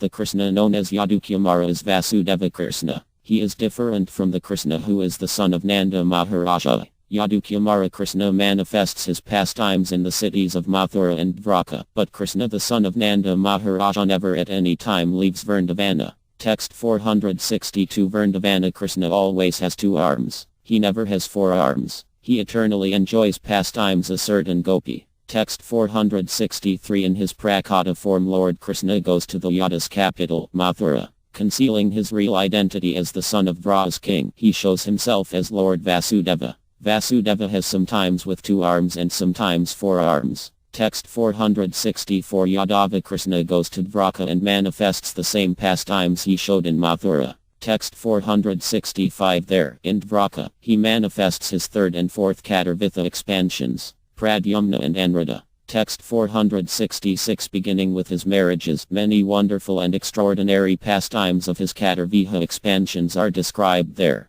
Text 467. During the Lord's prakata pastimes, the people of Vrata were separated from him for 3 months. Then Lord Krishna again appeared. For 3 months he appeared among or returned to them. Text 468. Here the word Sangati may be interpreted in 2 ways, as appearance or return. Text 469. Appearance concerned for the welfare of his dear devotees, whose hearts were overcome with pain in his separation. He suddenly appeared among them. Text 470. When from Uddhava they heard Krishna's message, Krishna, wearing a forest garland, suddenly appeared among them in Vrata. Text 471. That Sri Krishna, although remaining in Dvaraka, appeared in Vrata is described again and again in many Vedic scriptures, beginning with Brihad Vishnu Purana. Text 472. When Lord Krishna appeared in Vrata, which had been tormented with separation from him, the people of Vrata thought his journey to Mathura had been only a bad dream. Text 473. Return showing love for his friends and the truthfulness of his word. Traveling by chariot and other vehicles, Lord Krishna returned to his dear Vrata. Text 474. The truthfulness of his word is described in Srimad Bhagavatam 10.39. 35. Krishna was very much affected upon seeing the plight of the Gopas, and he therefore consoled them. He told them they should not be aggrieved. He was coming back very soon after finishing his business. Text 475. In the same way, Srimad Bhagavatam 10.45. 23, where Lord Krishna says to Maharajananda and Yasoda Devi, "My dear father and mother, I know you will be feeling separation by returning to Vrindavana and leaving us here, but please rest assured that I shall be coming back to Vrindavana just after giving some satisfaction to my real father and mother, Vasudeva and Devaki, my grandfather, and other relatives and family members." Text 476. Sri Krishna's promise was repeated by his dearest friend, the Yadava minister Uddhava. Text 477. Uddhava said to Nanda and Yasoda in Srimad Bhagavatam 10.46, 35 and 34, "I have brought a message from Krishna to the effect that he will soon come back to Vrindavana and satisfy you both by his personal presence. Now that Krishna has killed Katansa, the Yadava's enemy, in the wrestling arena, Krishna has promised that he will come back to Vrindavana after finishing his business in Mathura. This promise he will surely fulfill." Text 478. That Sri Krishna kept this promise to return to Vrata is confirmed by the words of Dvaraka's residents. Srimad Bhagavatam 1.119. Text 479. O lotus-eyed Lord, whenever you go away to Mathura, Vrindavana or Hastinapura to meet your friends and relatives, every moment of your absence seems like a million years. O infallible one, at that time our eyes become useless, as if bereft of sun. Text 480. This verse should be interpreted in the following way. O lotus-eyed Lord, O Ambujaksa, you have gone, Bhavan Apsasara, to Mathura, Madan, eagerly desiring to see Nanda Maharaja and your other friends and relatives there. Sardidriksasaya. The word Madan means the village of Vra in the district of Mathura. Because the city of Mathura is not meant here, the friends are the Lord's friends in Vrata. Text 481. Sri Krishna traveled by chariot to Mathura, killed the demon Dantavakra, and then returned to Vrata. This is clearly described in prose and verse in Padma Purana, Uttarakanda 277.2426. Text 482. After killing Dantavakra, Lord Krishna bathed in the Yamuna, entered Nanda's Vrata, greeted and consoled his parents who yearned to see him, was embraced by them as tears streamed down their necks, bowed down before the Gopas, consoled them, and offered them many garments, ornaments, and other gifts.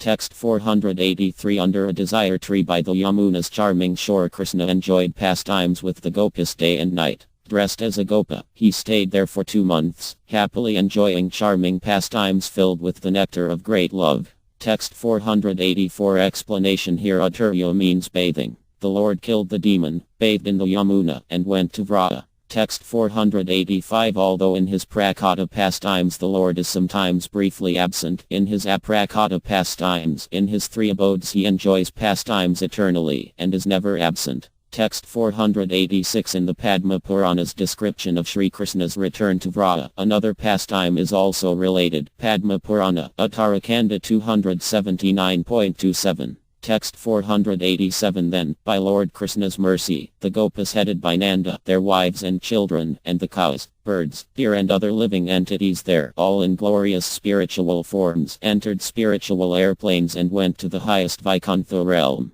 Text 488. Explanation. Lord Krishna at once sent to Vaikuntha the demigods, headed by Drona, who were Arnsa avatars of the devotees headed by Vra's king. Text 489. With the residents of Gokula, who to him are dearer than the dearest, Lord Krishna eternally enjoys pastimes in Vrindavana. Text 490. In Skanda Purana, Ayodhya Mahatmya, the following is heard about Laxmana. Text 491. As everyone watched, Indra spoke sweet words to Laxmana who, true to his word, had assumed the form of Anantasesa. Text 492. Indra said, O Laxmana, O hero, O destroyer of enemies, you have fulfilled your mission of assisting the demigods. Please return to your own transcendental abode. O Lord, your form of Anantasesa, who has glittering hoods, has now come. Please return to your own eternal abode in the realm of Lord Vishnu. Text 493. After speaking thus, Indra, in the company of the demigods, respectfully placed Laxmana on Anantasesa, who had come from Patalaloka and who can carry all the universes, and then he himself went to Devaloka.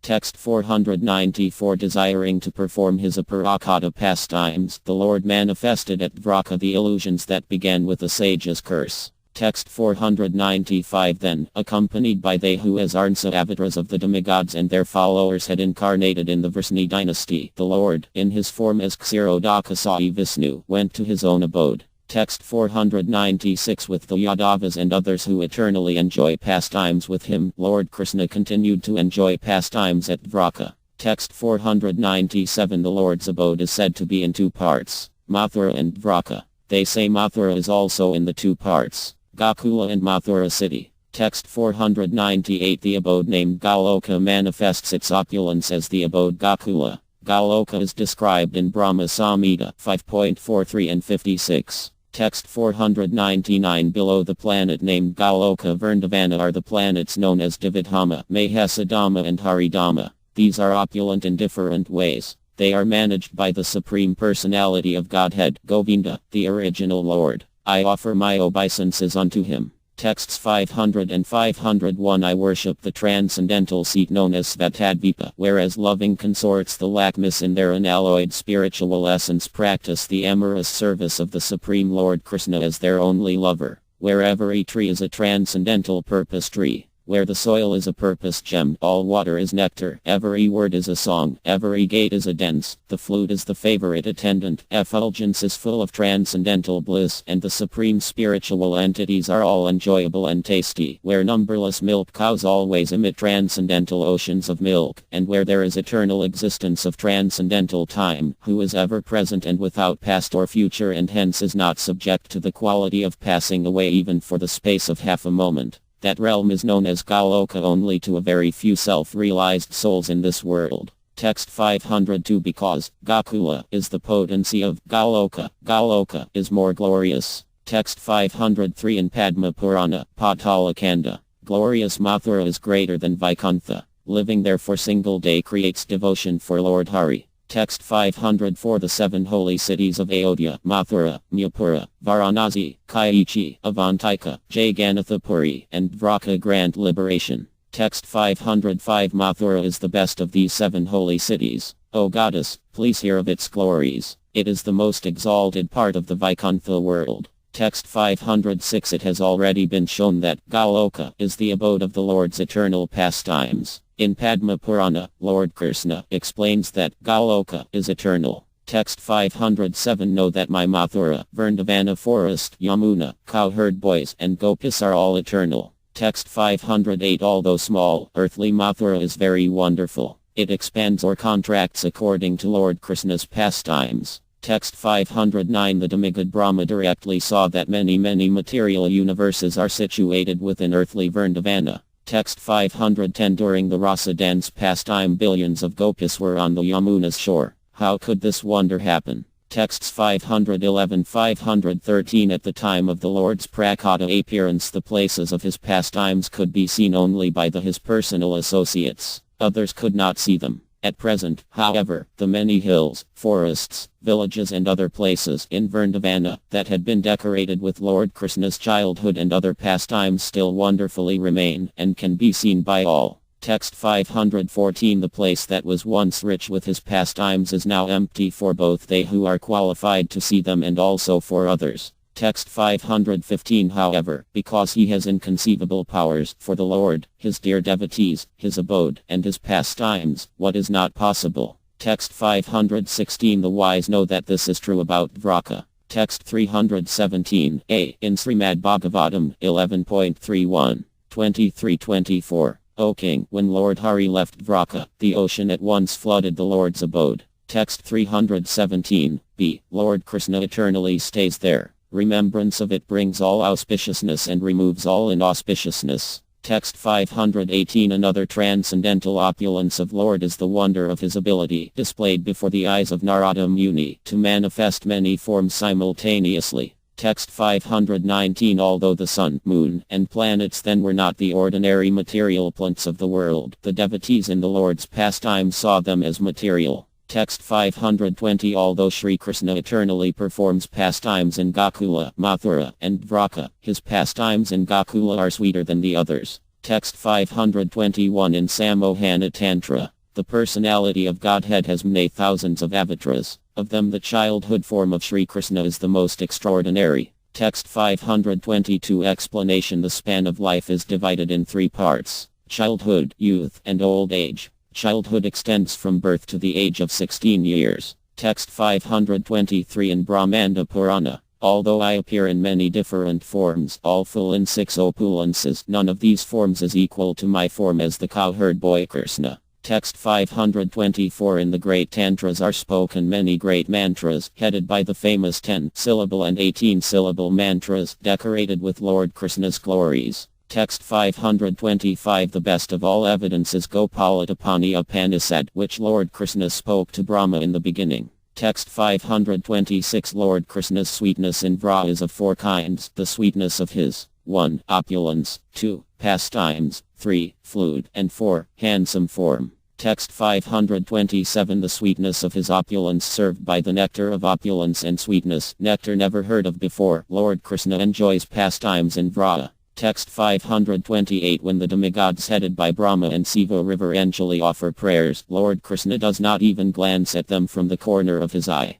Text 529 Sri Narada's words in Brahmanda Purana. O Krishna, in your childhood pastimes you killed many demons you could not have killed when you were an adult holding the chakra in your hand. O Lord Hari, when, as a child playing with friends, you knitted your eyebrows, the demigods headed by Brahma and Siva trembled in fear. Text 530 Lord Krishna's childhood pastimes are described in Padma Purana. All Lord Krishna's pastimes are wonderful. Still, his pastimes as a cowherd boy are more charming than all others. Text 531 In Brihadvamana Purana, Lord Krishna says, although I have many enchanting pastimes, when I remember the rasa dance, I do not know what happens to my heart. Text 532 The sweetness of Lord Krishna's flute. All sweetness of sound in all the world drowns in a single atom of the sound of Lord Krishna's flute. Text 533 Plunged in deep bliss, the moving and inert change natures when Lord Krishna's enchanting flute sounds.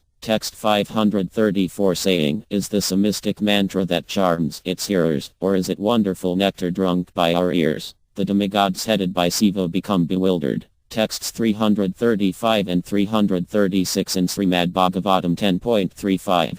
14:15 A gopi says to Mother Yasoda, my dear mother, your son is very expert among the cowherd boys. He knows all the different arts, how to tend the cows and how to play the flute. He composes his own songs, and to sing them he puts his flute to his mouth. When he plays, either in the morning or in the evening, all the demigods, like Lord Siva, Brahma, Indra, and Kandra, bow their heads and listen with great attention. Although they are very learned and expert, they cannot understand the musical arrangements of Krishna's flute. They simply listen attentively and try to understand, but they become bewildered and nothing more. Text 337 In the 21st and 35th chapters of the 10th canto of Srimad Bhagavatam, the goddesses of Vra describe the very wonderful sweetness of Lord Krishna's flute. Text 538 The sweetness of Lord Krishna's form. The beauty of the son of Maharajananda is incomparable. Nothing is higher than his beauty, and nothing can equal it. His beauty is like waves in an ocean of nectar.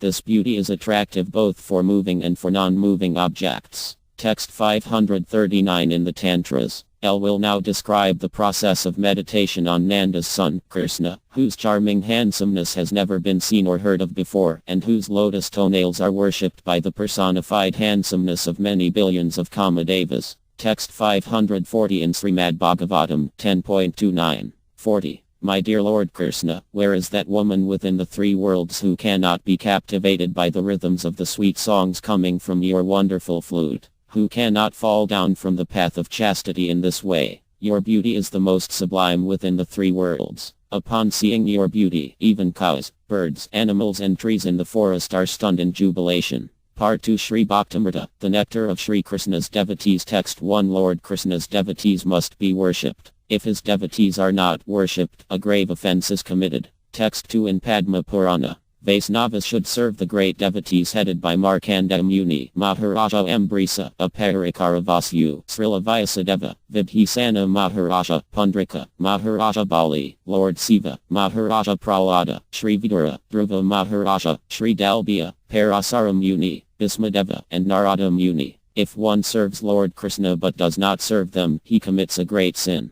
Text 3 in Hari Bhakti Sudhoda. They who worship Lord Govinda but do not worship his devotees are proud hypocrites who do not attain Lord Vishnu's mercy. Text 4 in Padma Purana, Uttarakanda. My dear Devi, although the Vedas recommend worship of demigods, the worship of Lord Vishnu is topmost. However, above the worship of Lord Vishnu is the rendering of service to Vaisnavas, who are related to Lord Vishnu. Text 5 there also, Padma Purana, Uttarakanda. They who worship Lord Govinda but do not worship his devotees should not be known as devotees. They should be known to be only proud hypocrites. Text 6 in Adi Purana, where Lord Krishna told Arjuna, those who are my direct devotees are actually not my devotees, but those who are the devotees of my servant are factually my devotees. Text 7 in Srimad Bhagavatam 11.19. 21 Lord Krishna says, the worship of my devotees is more important than worshipping me. Text 8 among all the devotees of the Lord, Prahlada Maharaja is the best. His glories are described in Skanda Purana, Srimad Bhagavatam, and other Vedic literatures.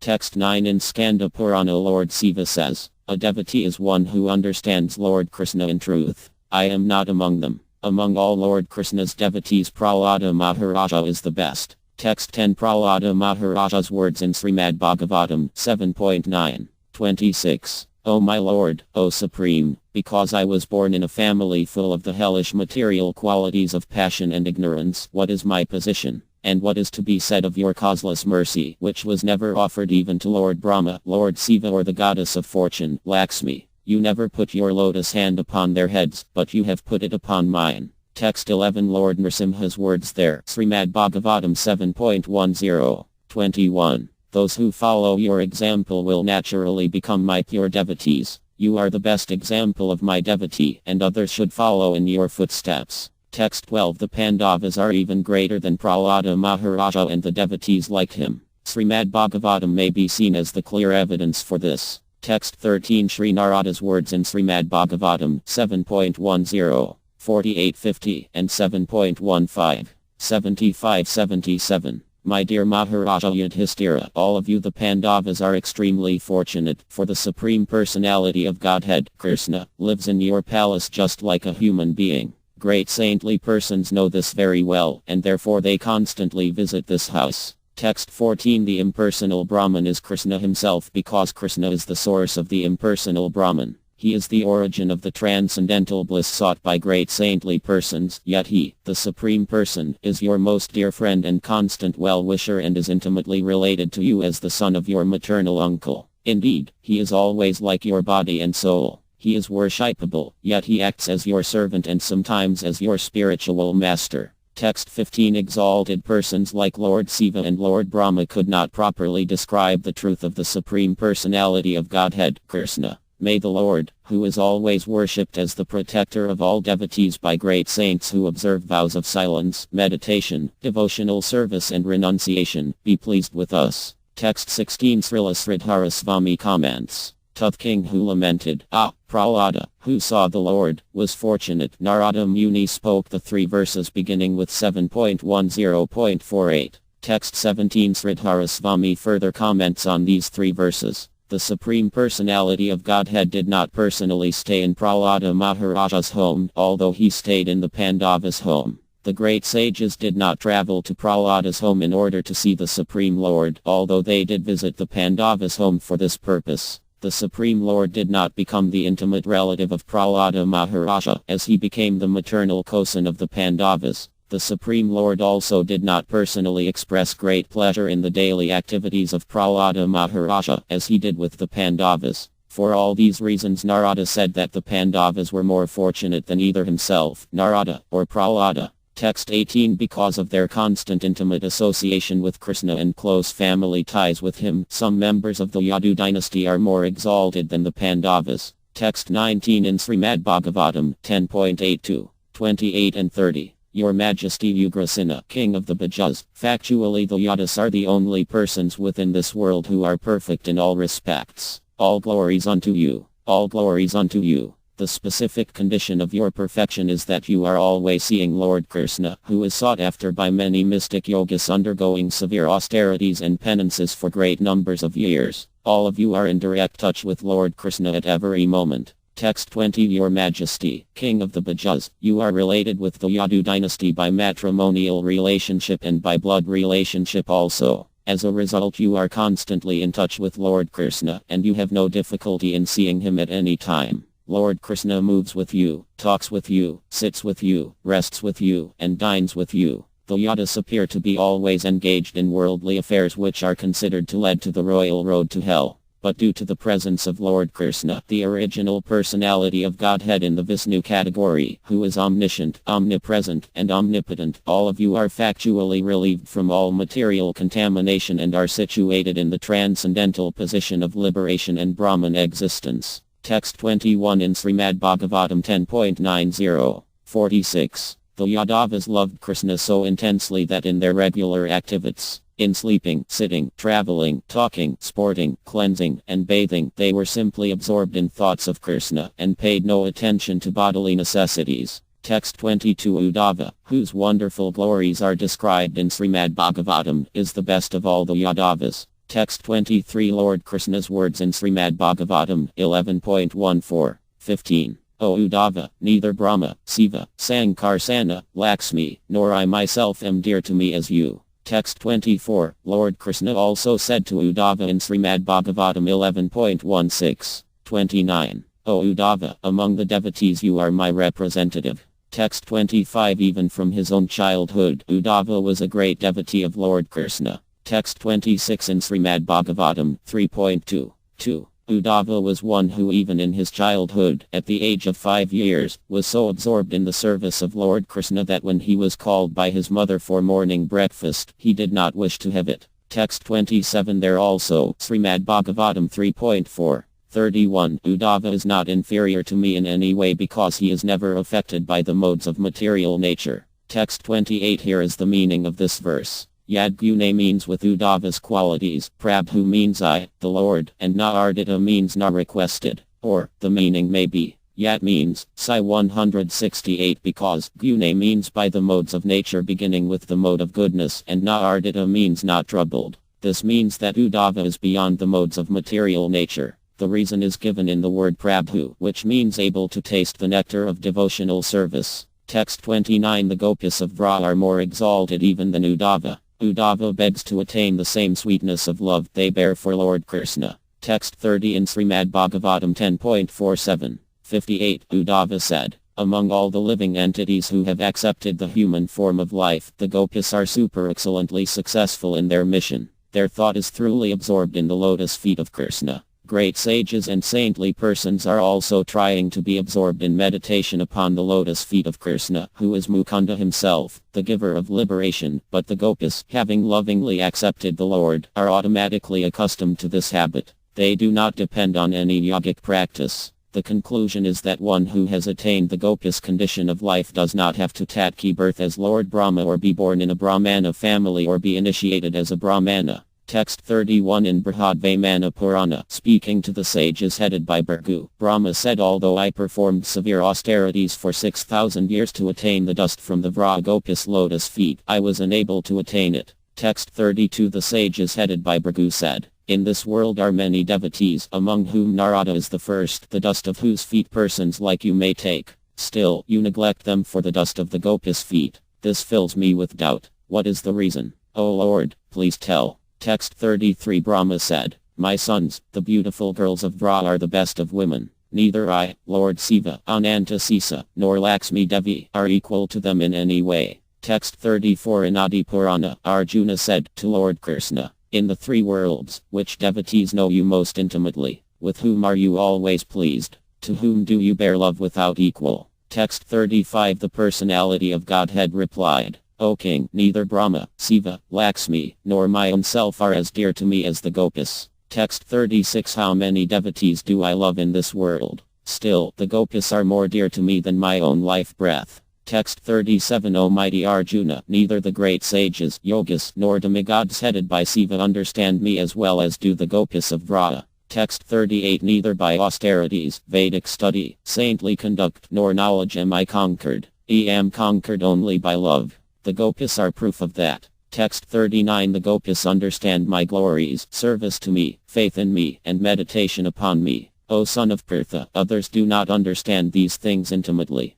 Text 40. The gopis worship my body. O son of Prtha, no one else worships me with more intimate love. Text 41. It is not surprising that Uddhava, who begged to take birth as a blade of grass sprinkled with the dust of their feet, yearned to attain the same sweetness of love they bore for Lord Krishna. Text 42. He says in Srimad Bhagavatam 10.47, 61. The gopis of Vrindavana have given up the association of their husbands, sons and other family members, who are very difficult to give up, and they have forsaken the path of chastity to take shelter of the lotus feet of Mukunda, Krishna, which one should search for by Vedic knowledge. Oh, let me be fortunate enough to be one of the bushes, creepers or herbs in Vrindavana because the gopis trample them and bless them with the dust of their lotus feet. Text 43. After serving Lord Krishna, the devotees of Krishna should serve the beautiful eyebrow girls of Vraja with offerings of prasadam flowers and other things. Text 44. Srimati Radharani is the best of all the gopis.